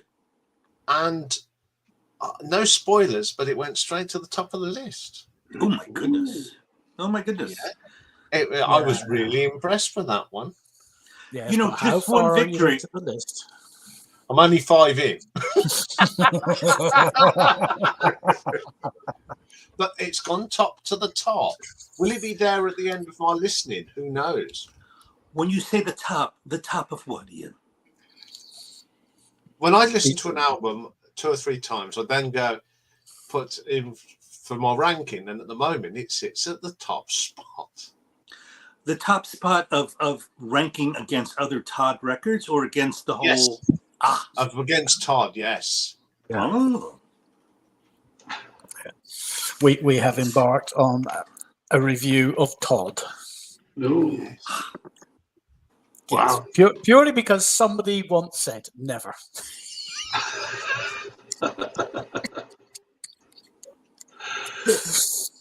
So we decided a wind up was due. Because in theory we've been winding up Pulsar. Pulsar said Jefferson Airplane, yes. Jefferson Starship, no. Starship, never. We've actually done all 3. Yes.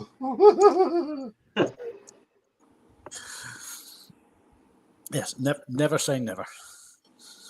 Never say never again. The only person I know, I was just about to do that, Jimmy, but you beat me to it. Mr. Moderate, when a Mr. Moderator's on the ball. Yeah. Did you bring any records? Me? Remold? Yes. Yeah, sure, but I don't want to be rude. Jimmy came prior myself, so. Oh my No, goodness. Jimmy's not. He's just here to. What was I thinking? Sorry, I was like driving and didn't catch up. I don't want to be rude, but yeah, I brought some. Of course, yeah. Brilliant. Okay. So we are talking about albums that we always come against. So brought another. I know, Mike, you were talking about Ram. I love Ram, but I prefer that one. I think probably because Ram is not overrated. I listened to that album so much, just like Band on the Run, and I discovered this masterpiece a little bit later, and it has no hit. I think listen to what the man said. Appeared on one of the greatest. All the other tracks are pretty much underrated, and this is really like this Ambiance 75. I think it was released, and I can appreciate this one because those other were like played. I was listening to a German radio station, and I had no idea about that one particularly because none of the songs were played on the radio. So once I found the copy on vinyl, I just tend to prefer another one.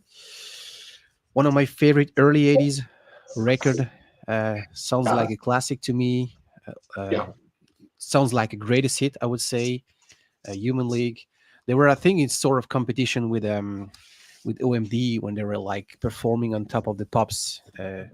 Can stop me if I say some rubbish, but I really like this period, this early 80s, before it went like new romantic and all that stuff.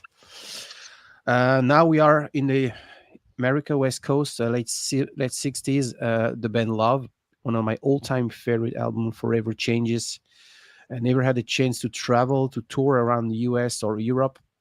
and which was pretty bad because they were much more talented. And I really like this Spanish influence of that time, late '60s, California, electro label. Love. One album I was looking for, I've been looking for years. This is a reissue copy I got. This is the Zombies, Odyssey and Oracle. Oh, it's a great album. Yeah, it is a great. I think it wasn't been popular. I think it was because when it was released, the band had already disbanded, and that famous song "Time of the Season" appeared on many TV show and program, and it piqued my curiosity. And it's like a picture of the late '60s. I was born in '86 in France, so I have not a lot of great experience, but to me it's like a picture of the late '60s romanticism of the UK, the '60s, all what we now consider to be a great era for music, for fashion, and for young people. And I picked up one Beatles record, and I decided to go with that one because it's the first. This is the first copy I got when I got into vinyl. This is a French press. This is Revolver, Abbey Road, and probably Sgt. Pepper are in my top three. But I always come back to that one. This is the only time I bought a box set when it was released like 2 years ago. This is the mono version, my favorite UK. No, this is a French press, and I really like it. Sounds, it has less sort of homogeneity all the way through, even though each track sounds a bit different, has a bit different atmosphere, and this is what I really like about Revolver. She said, I know what it's like to be dead. It's they were like starting to write, I think, other interesting lyrics after they met up with Dylan. Started with Rubber Soul, and this is the album. If I have to pick one Beatles album without hesitating, and I know I won't be like, after two seconds, I will be picking up that one. Another great album from the '60s, mixing jazz, blues, psychedelic stuff. These really gears. Yeah. Don't have a lot of Clapton record in my collection, though this one is probably He's also been recorded in New York.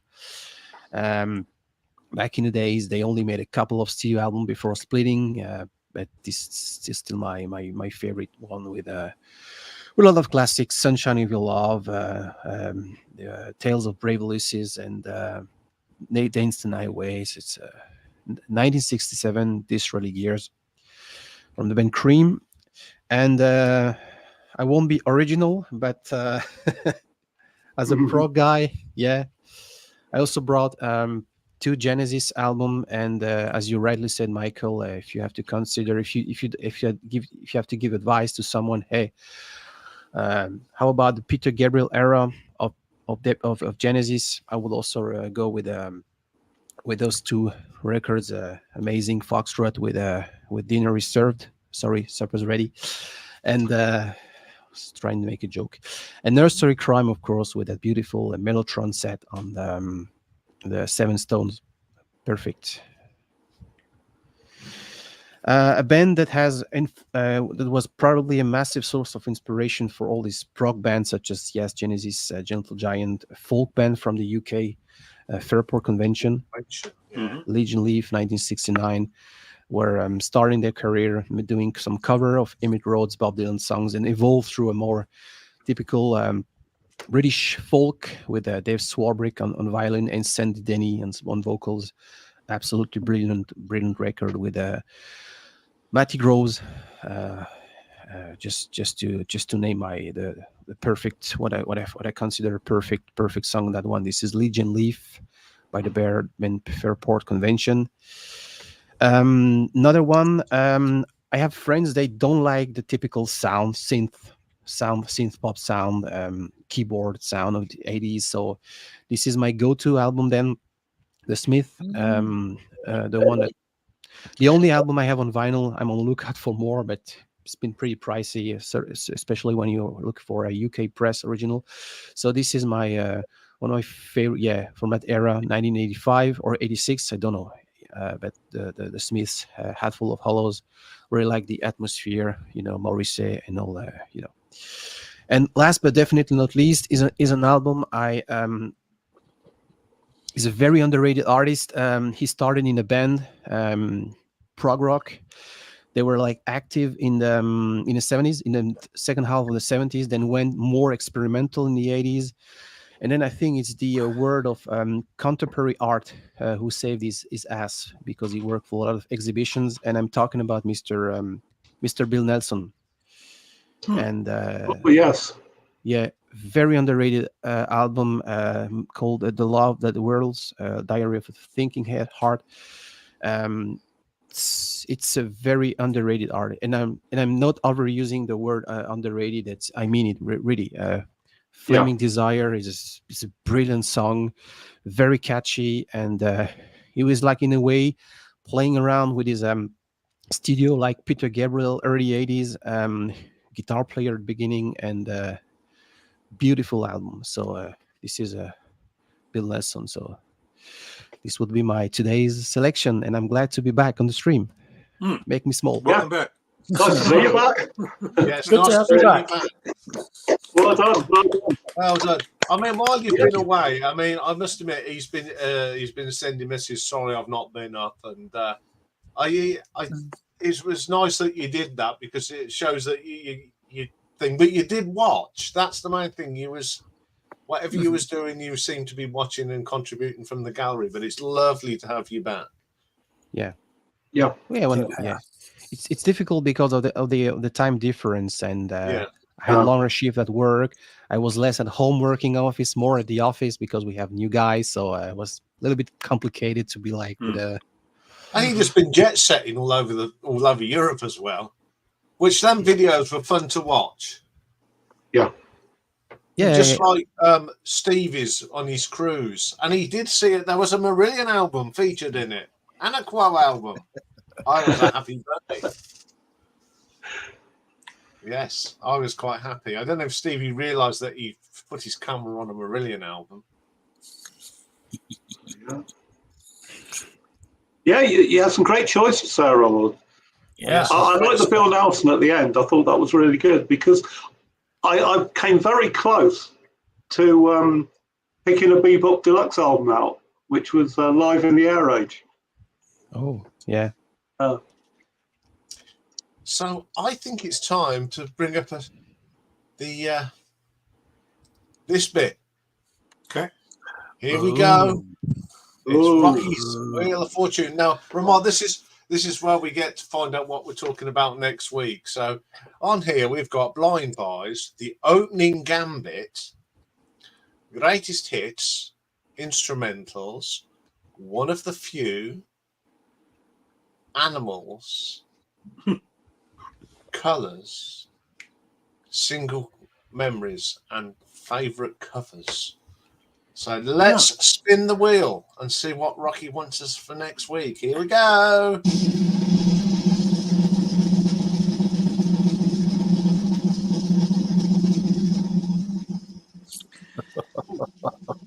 Okay.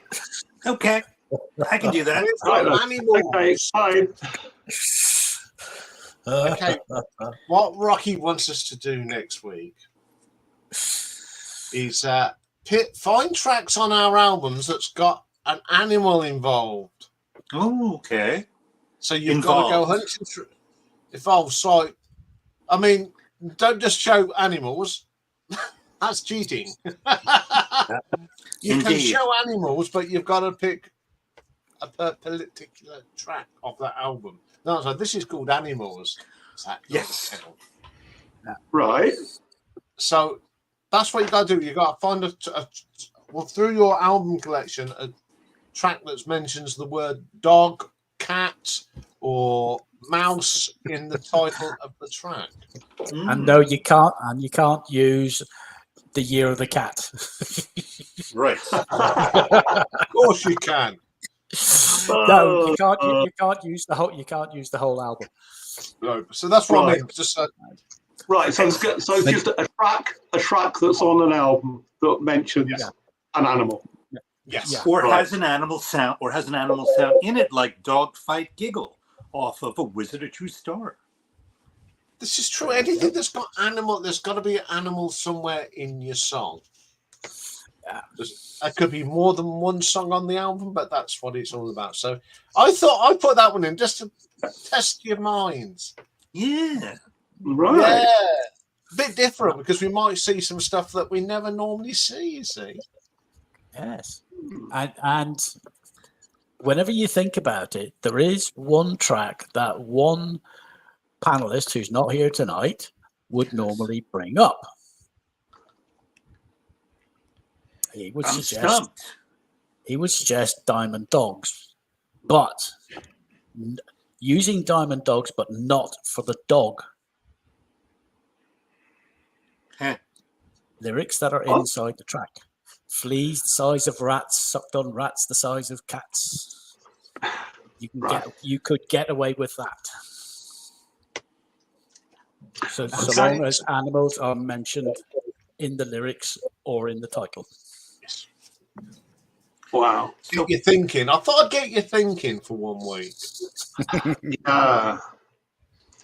Yeah, this is going to take a bit of planning, isn't it? Yeah. Oh, we have a question for you, Michael, from Stevie. Have you got Hermit of Mink Hollow? Yes, I do. So so judges, would that qualify? That mink in the title of the record? Yeah, that would. Yeah, it would. Thank you, Stevie. Thank you for the assist. Good on you, mate. Yes. Yeah. Well done. It's a shame that Stevie's not up this week because I was looking forward to seeing Quadrophenia 10 times. Yeah, and it looks like. I mean, if you was watching when I was on with and Jimmy was there, I had trouble on Simon's, didn't I, Jimmy? That I just kept disappearing every 3 seconds. Yeah, you did. Yeah. Yeah. I was hoping it wasn't going to do it for that last Sunday's tier ranking. No, you were fine then, weren't you? Yeah. That was incredible how many we got in that top tier on Sunday. Loads. Compared to the other days. I tell you what, guys, you had a lot more to work with, though, didn't you, than you normally have? Oh, well, it was. Yeah. Oh, which one were you doing? The 60s. Oh God, yes. 60s is full of brilliant stuff. Yeah, the next time we do a tier ranking, it's going to be a challenge for me. Yeah. The 2000s. Do you know what I'm fascinated about this? And it's a bit sad, really, that you think about the songs that you think ought to be the best sellers, and they're nowhere. And then there's other stuff in there, and you think, how the hell did that record sell more than whatever? Yeah, there was no Stones in that. Exactly. I was just going to say, no Stones at all. No Who. Yeah. But we had 2 little boys. I mean, come on. I know.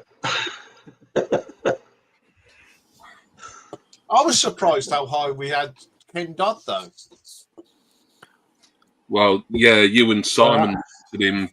You really rated that track, and it was me. I wasn't so keen, so I kind of brought it down a bit, but it was still pretty high. Which one was that? Tears? Tears, Yeah. It was a staple. It was one of his go-to songs if you went to see his show. I mean, his shows were supposed to be, maybe 2 hours. 4 hours later, he'd still be going. Yeah. It was one of those he didn't know when to stop. He couldn't stop. My mate went to see him, and he was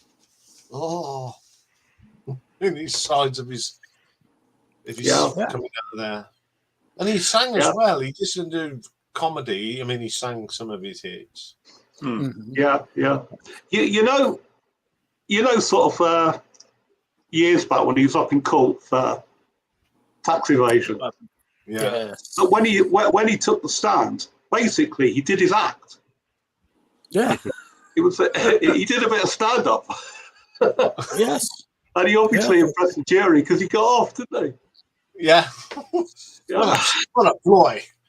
Yeah. But he was one of them. He knew how to tell a story. Yeah, absolutely. I've got a Ken Dodd album.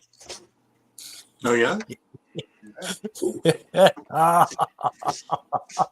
This came up in one of the comedy shows, if I remember correctly. And I think he's going to bring out the Diddy Men. Yeah. I bet he is. I'm almost positive it's going to be the Diddy Men. Go on. Here he comes. Right, we're all betting. Yes. Okay, hold it closer. Make it Hang look on, bit. Big. I'll make it big. Okay. Got it right. This was brought for me when I was small. It's got classics on here. It's got the Diddy Men making records. Where's me shit? And a track called the Nicky Knock New Song. Yeah. Diddy Come Fair, which is Whitcomb Fair. Parody. The Song of the Diddy Men.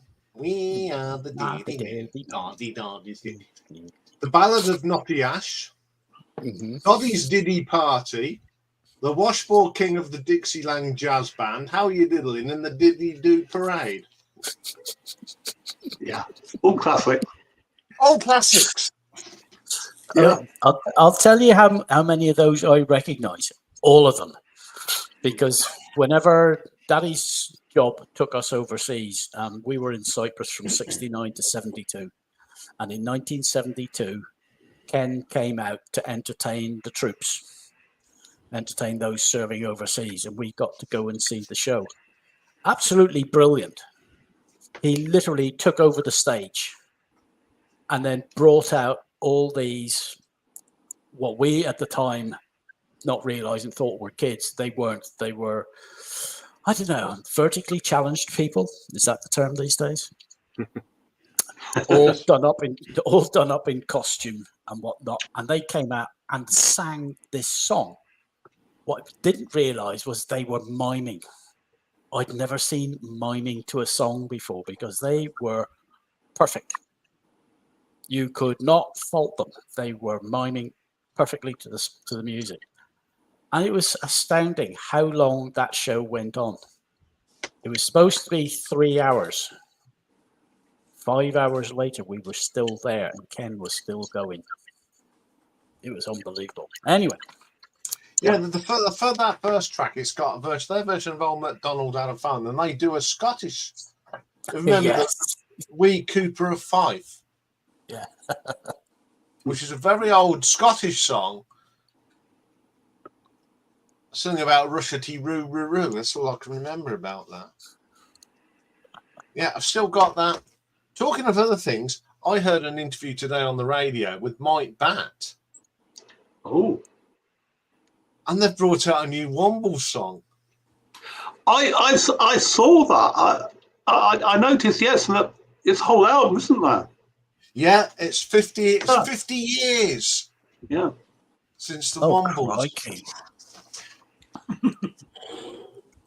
You don't know what we're going on about, do you, Michael? Do you know that this fellow Dodd popped up in my YouTube feed yesterday, and I didn't watch the whole clip. He was on it. He was talking to a woman. Really, I guess he was kind of picking up. I guess he had a way with women. Was he was he charming with women, or was he a bit of an oaf? I mean, I have to find the clip because it's just a coincidence that you're mentioning him today, and yeah, you got from this is for the benefit of Michael. Thank you. This was a children's TV show, and it was narrated by the one and only Mr. Bernard Cribbins. But they are the Wombles. Yes. Yeah, Bulgaria, Tobermory. You Madame remember Chalet, your Bongo. Womble? And then this is the when they used to appear on Top of the Pops. Oh, So I've still got them, and I'll tell you what, they're damn good albums. Yeah, yeah. I think Remember You're a Womble is a glam rock classic, you know. It is. Oh yes. Oh, it is. And Please. I mean, I'll tell you who's a big fan of the Wombles. Richard McCook. Oh, yeah. I'm very tempted to rank the Wombles albums one day. It piqued my curiosity because you already mentioned that on your stream, and I went on YouTube. And the song stick in my head for 4 days. Remember your Womble. So I will never do that again. Yeah. Yeah. Yeah, but I mean, they were. they've got classics. There's some classic songs on these albums. I think I'll put it. I mean, hearing it is one thing. Seeing them on Top of the Pops, the guys dressed up in those huge costumes, trying to play it, look as though they're playing instruments. Yeah. Yeah. It was hilarious. Yeah, there's Wellington Goes to Waterloo. It's a song about Wellington going to Waterloo train spotting. Yeah. You know, non-stop wombling summer party. Yes, the Womble that. Square Dance. There's one here for Toby Moore for Orinoco. Exercise is good for you. Laziness is not. Good advice. And of course, the Wombling song. We're underground, overground, wombling free. The Wombles of Wimbledon, common are we? But Mike's right. Remember You're a Rumble is a proper glam song. Yeah. And it's people like us of our age that are raving about Womble still. I know. It's sad, isn't it? Poor old Jimmy's looking there. What are they on about? No, I had the Wombles growing up, but they were kind of, they were vintage by that point because it was like 10 years after, weren't it? So Yeah. they're a bit, a bit archaic even by the 80s, to be honest. Yeah. Who was Basil Brush in this whole thing? Was that the Boom, same boom, oh, boom, boom. Basil Brush was something different, wasn't it? He was. Oh, I know. I mean, I always thought Basil Brush was a good, really an advocate of fox hunting. I couldn't stand Basil Brush. Oh. Oh, there was just something about Basil Brush that I didn't like when I was a kid growing up. I don't know. I don't know what it is. I used to love it when he was grabbed by the muzzle. Yeah, so it's Derek Folds, wasn't it? Mr. Yeah, Derek. Derek. Then Roy North did it. Yeah. He used to appear on that magician. What was his name? David Nixon. Oh, yeah. He was. Oh, yes, he was on David Nixon's show, wasn't he? Yeah. Yeah, that's sort of where he sort of started. Oh dear, there he is. Yeah.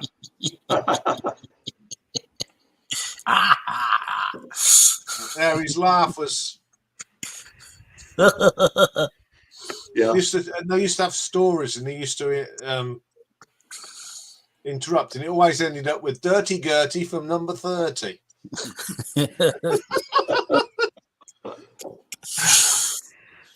Yeah, there must be people in watching this going, "What are they going on about?" No, I know. culture. I mean, put it like he's still been appearing on TV. As recently as last year, he was on one of those popular quiz show thingies. He made an appearance. Up. But it was Suddenly appeared. it was a puppet of its time, wasn't it? It was no. Yeah. There was no one operating. There was no hand up. He was just there. Well, there was. There But was, you a didn't hand, see it. there was a hand up a glove, but it Yeah. was carefully coordinated. Down behind him, yeah. Yeah. Yeah. It was a bit like I got spoiled because I remember watching The Muppets because my sister and younger brother oh, the Muppets were the thing, so I had to sit and watch the Muppets. Oh, okay, yeah, it's not bad. It's not bad. Until I realised that it was all done. The figures were all above the guys' heads on, whatever you want to call them, sticks or whatever. Yeah. They're not crouched down below a desk. These guys were standing up. The sets, were 5 and 6 feet tall, so that these characters could appear. Yeah. I've got a confession to make. Yeah. I've got the DVD box set of the Muppet Show.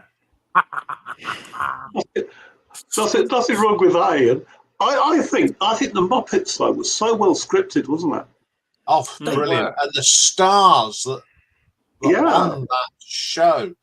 Roger Moore has been on it. Mark Hamill.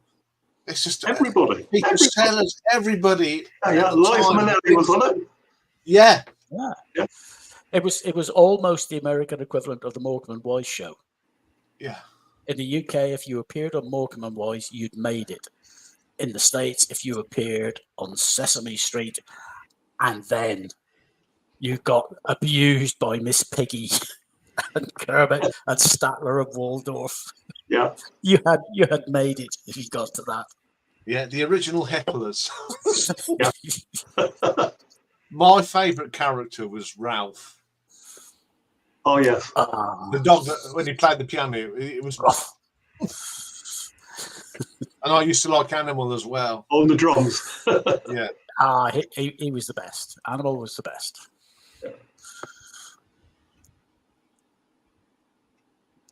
There we go. Warm microphone headsets and watch the screen to perform Muppets. Yeah, and I mean it's got that song that everyone knows, and you get once you get it in your head, you can't get rid of it, and it's Rob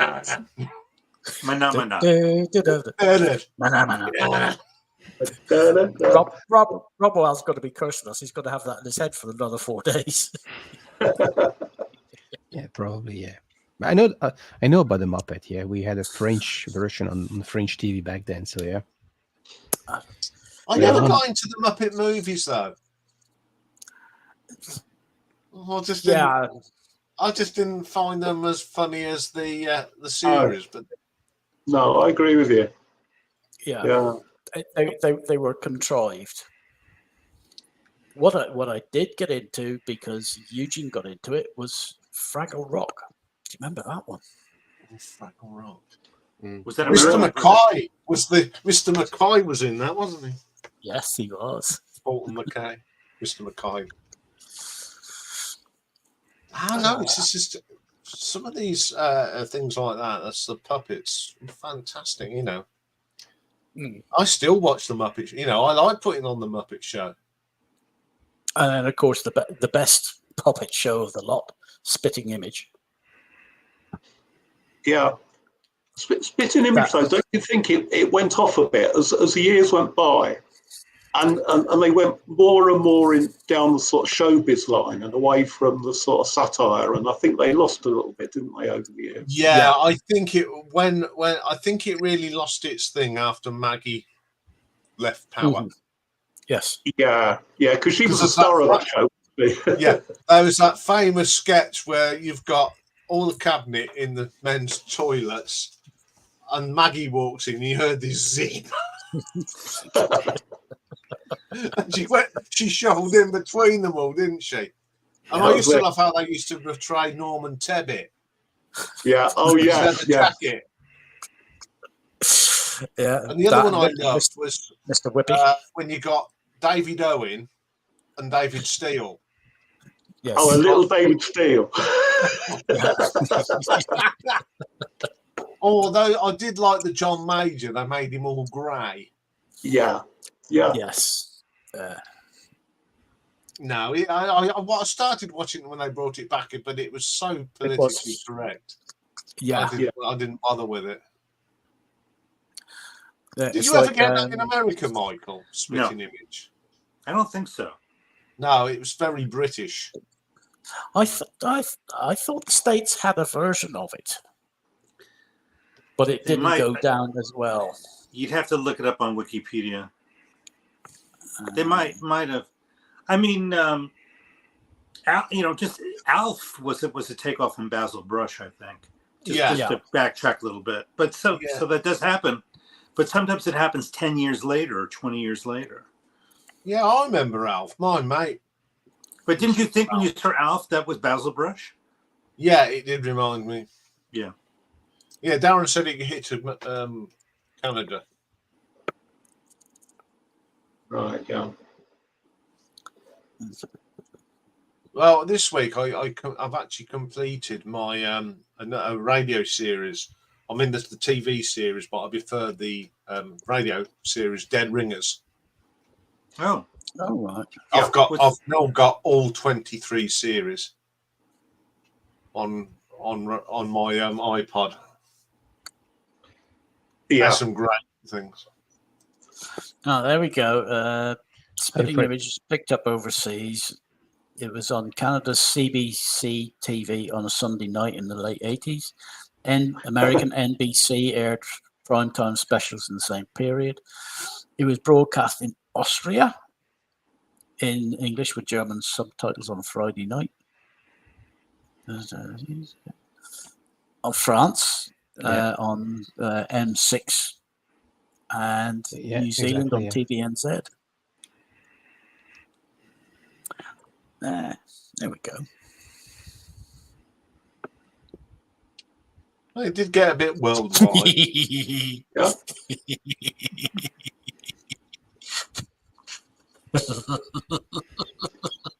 Yeah, you can't get enough of the Muppets. Yeah. There's a joke there somewhere, isn't there? Yeah. There is a bit of it. You missed out on the other thing with Wombles and. Oh God! Let's see. Record Hand has seasons 1 to 3 on DVD. Not show LPs. Fraggot Rock LP. Good man. Class. Absolutely class. There we go. You can't beat old stuff. I'm sorry.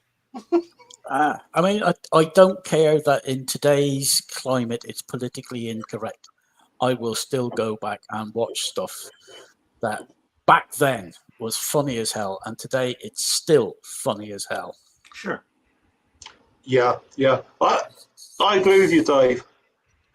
There's one of the what one of those sort of Freeview TV channels, and I can't remember which one it is, that shows sort of endless sort of 1970s sitcoms, and you get a lot of Steptoe, you get you get all stuff on there, and it's not politically correct, but it's of its time. It is. Yeah. And okay, I don't mind them putting up a little thing, or having a little announcement. This program contains material which at the time, was of the genre. You might find it, upsetting or whatever. Okay, fine.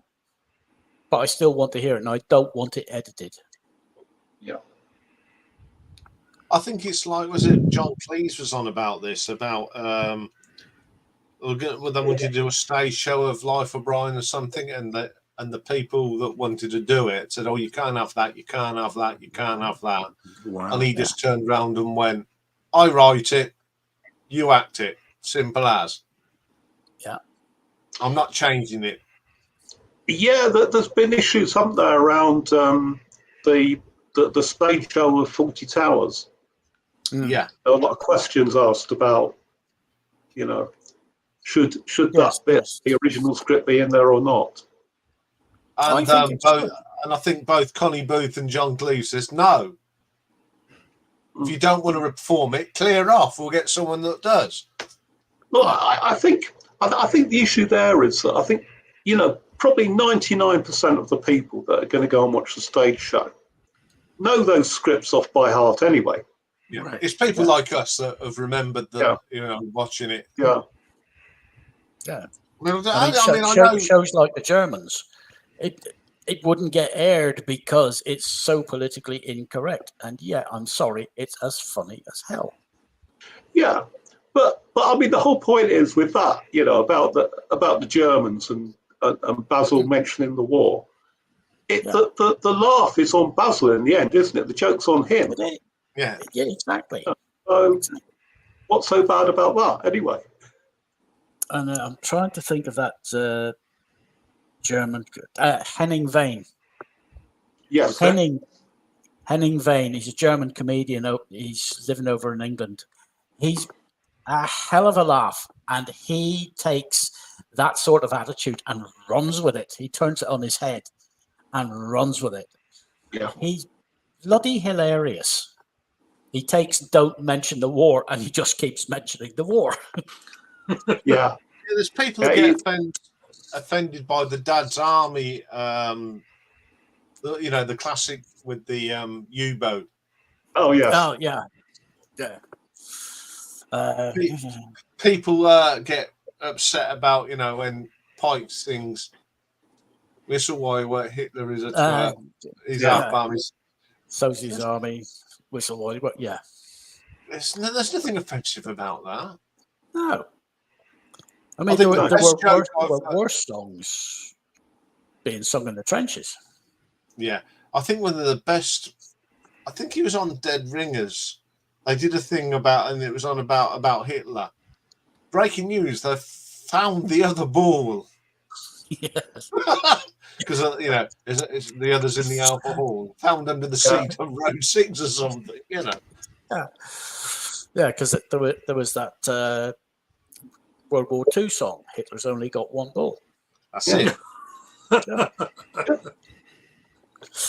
Michael's finally got the joke. He's got the reference.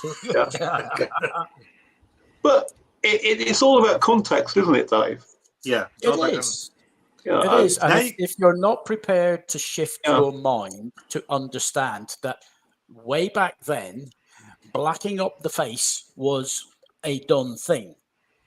Yeah. The Black and White Minstrels is a classic show. It was about the music and performing songs in that style. Now, if you black up, oh no.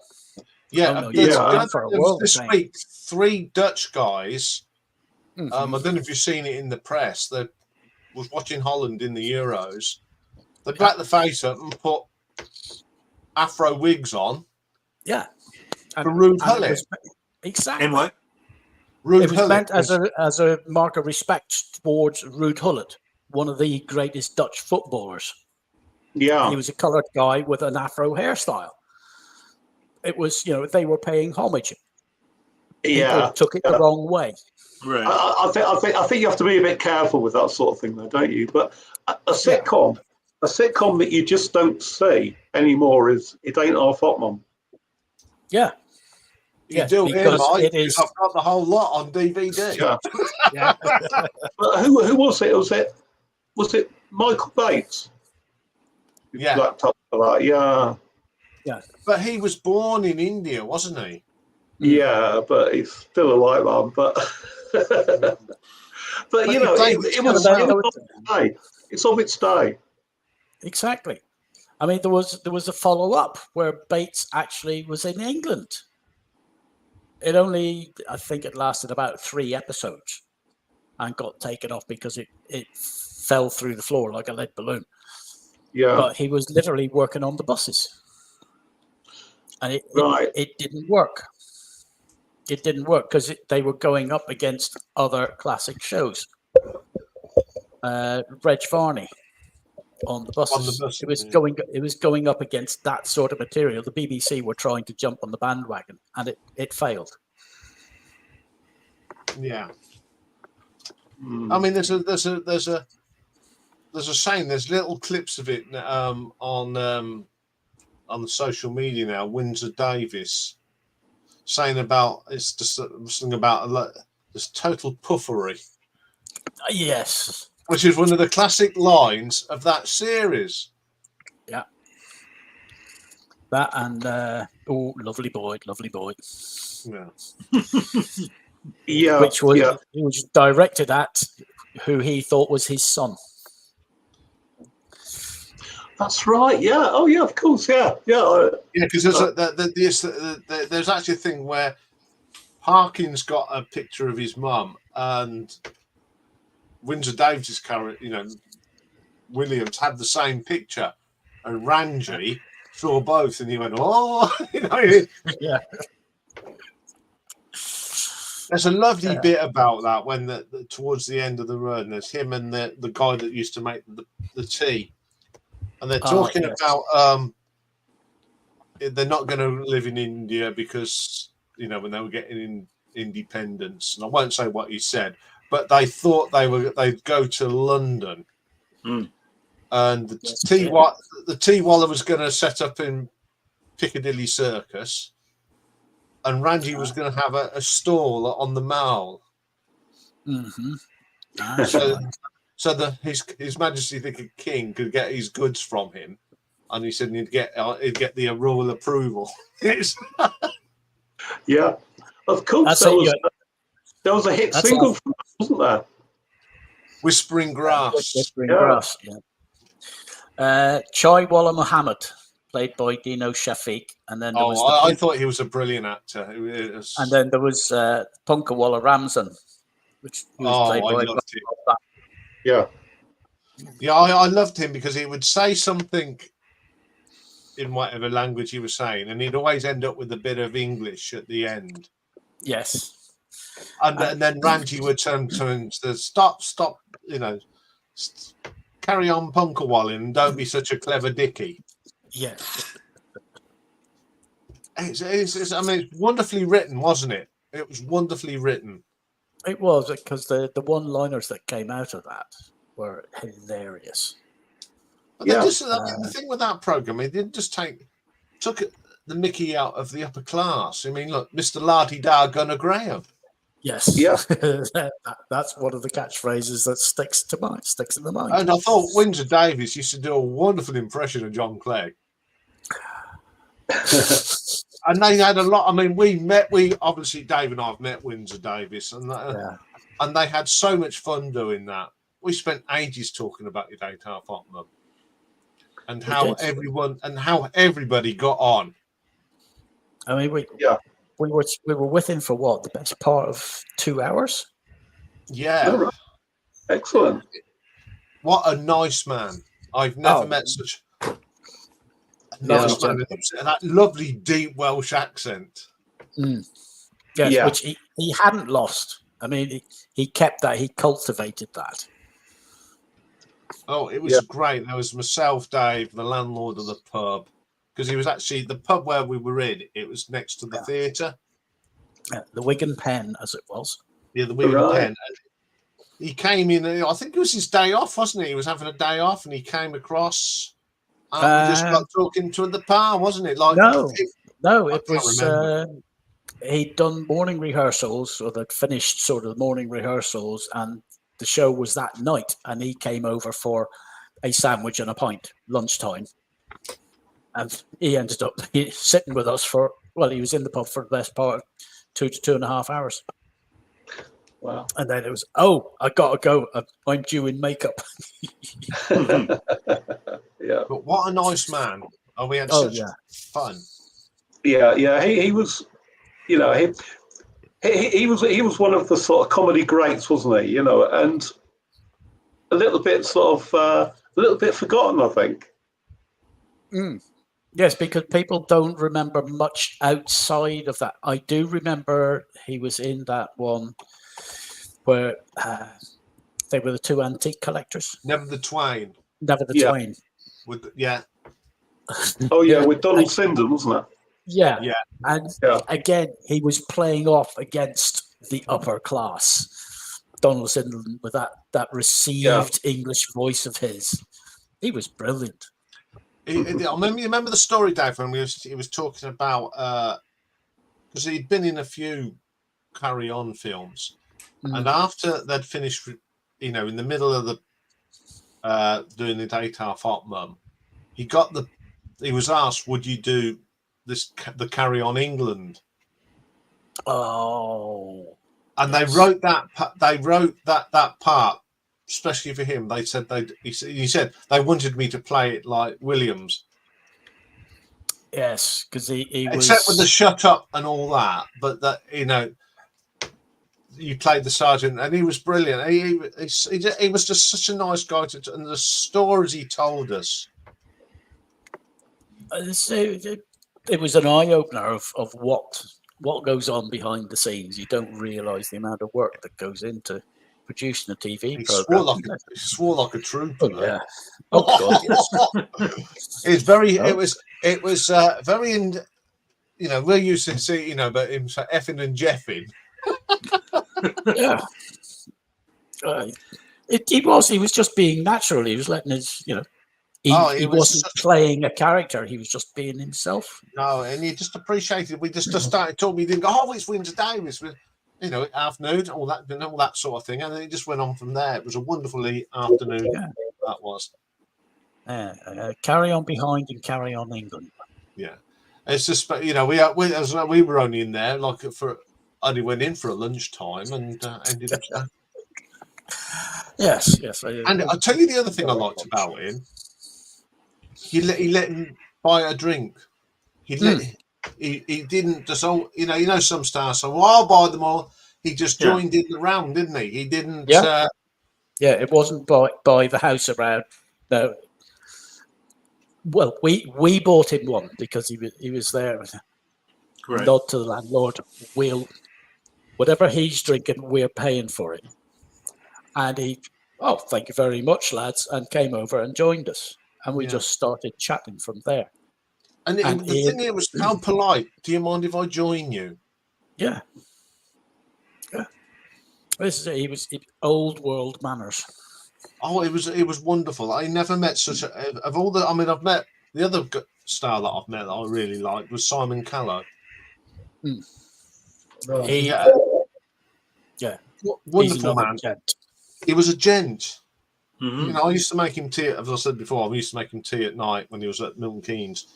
You know, I'd get him on a train and he was happy. And when he finished his run, he bought me a bottle of whiskey for being a hospitality. Nice. So, yeah. Anyway, that's took us around to 2 hours and 20 minutes. Yeah. Oh, high five, eh? Yeah. So I think we'd better do the cover. Have you enjoyed that, Jimmy? Talking about old blokes talking a load of old nonsense. Are we ready? Do you want the tactful answer or the honest one? No, you've taken it down. Otherwise, I would have put up my thing. 3, 2, 1. There you go. Thank you. Thank you very much. Well, thank you very much, gentlemen. It's been an interesting chat as ever. Totally diverse, which is what it's all about. Yes. Lovely to see Ramal back. Very good to see you again. Absolutely. Yes, thank you. Definitely. We have missed you. Yes. We've definitely missed you. Come on. Don't be silly. We have. No, we have. We have. We've genuinely missed you. We have talked about our off stage. We've also I'd be glad to see you back. But once again, thank you to Michael, Mike, Jimmy for just being Jimmy and putting his famous words on things when necessary. I think Simon's doing a stream tomorrow night. I haven't heard from him today, but I do know I might be opening up my VCLT on there tomorrow night. Ooh. So that'll be worth watching just to see what he's put in the box. I'll be back next week, unless England are playing.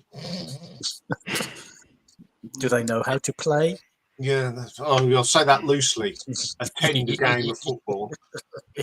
But thank you very much for watching in the gallery, and we will see you next week. Bye for now, folks. Take care. Bye. Bye, everybody. Bye-bye. Bye. Bye.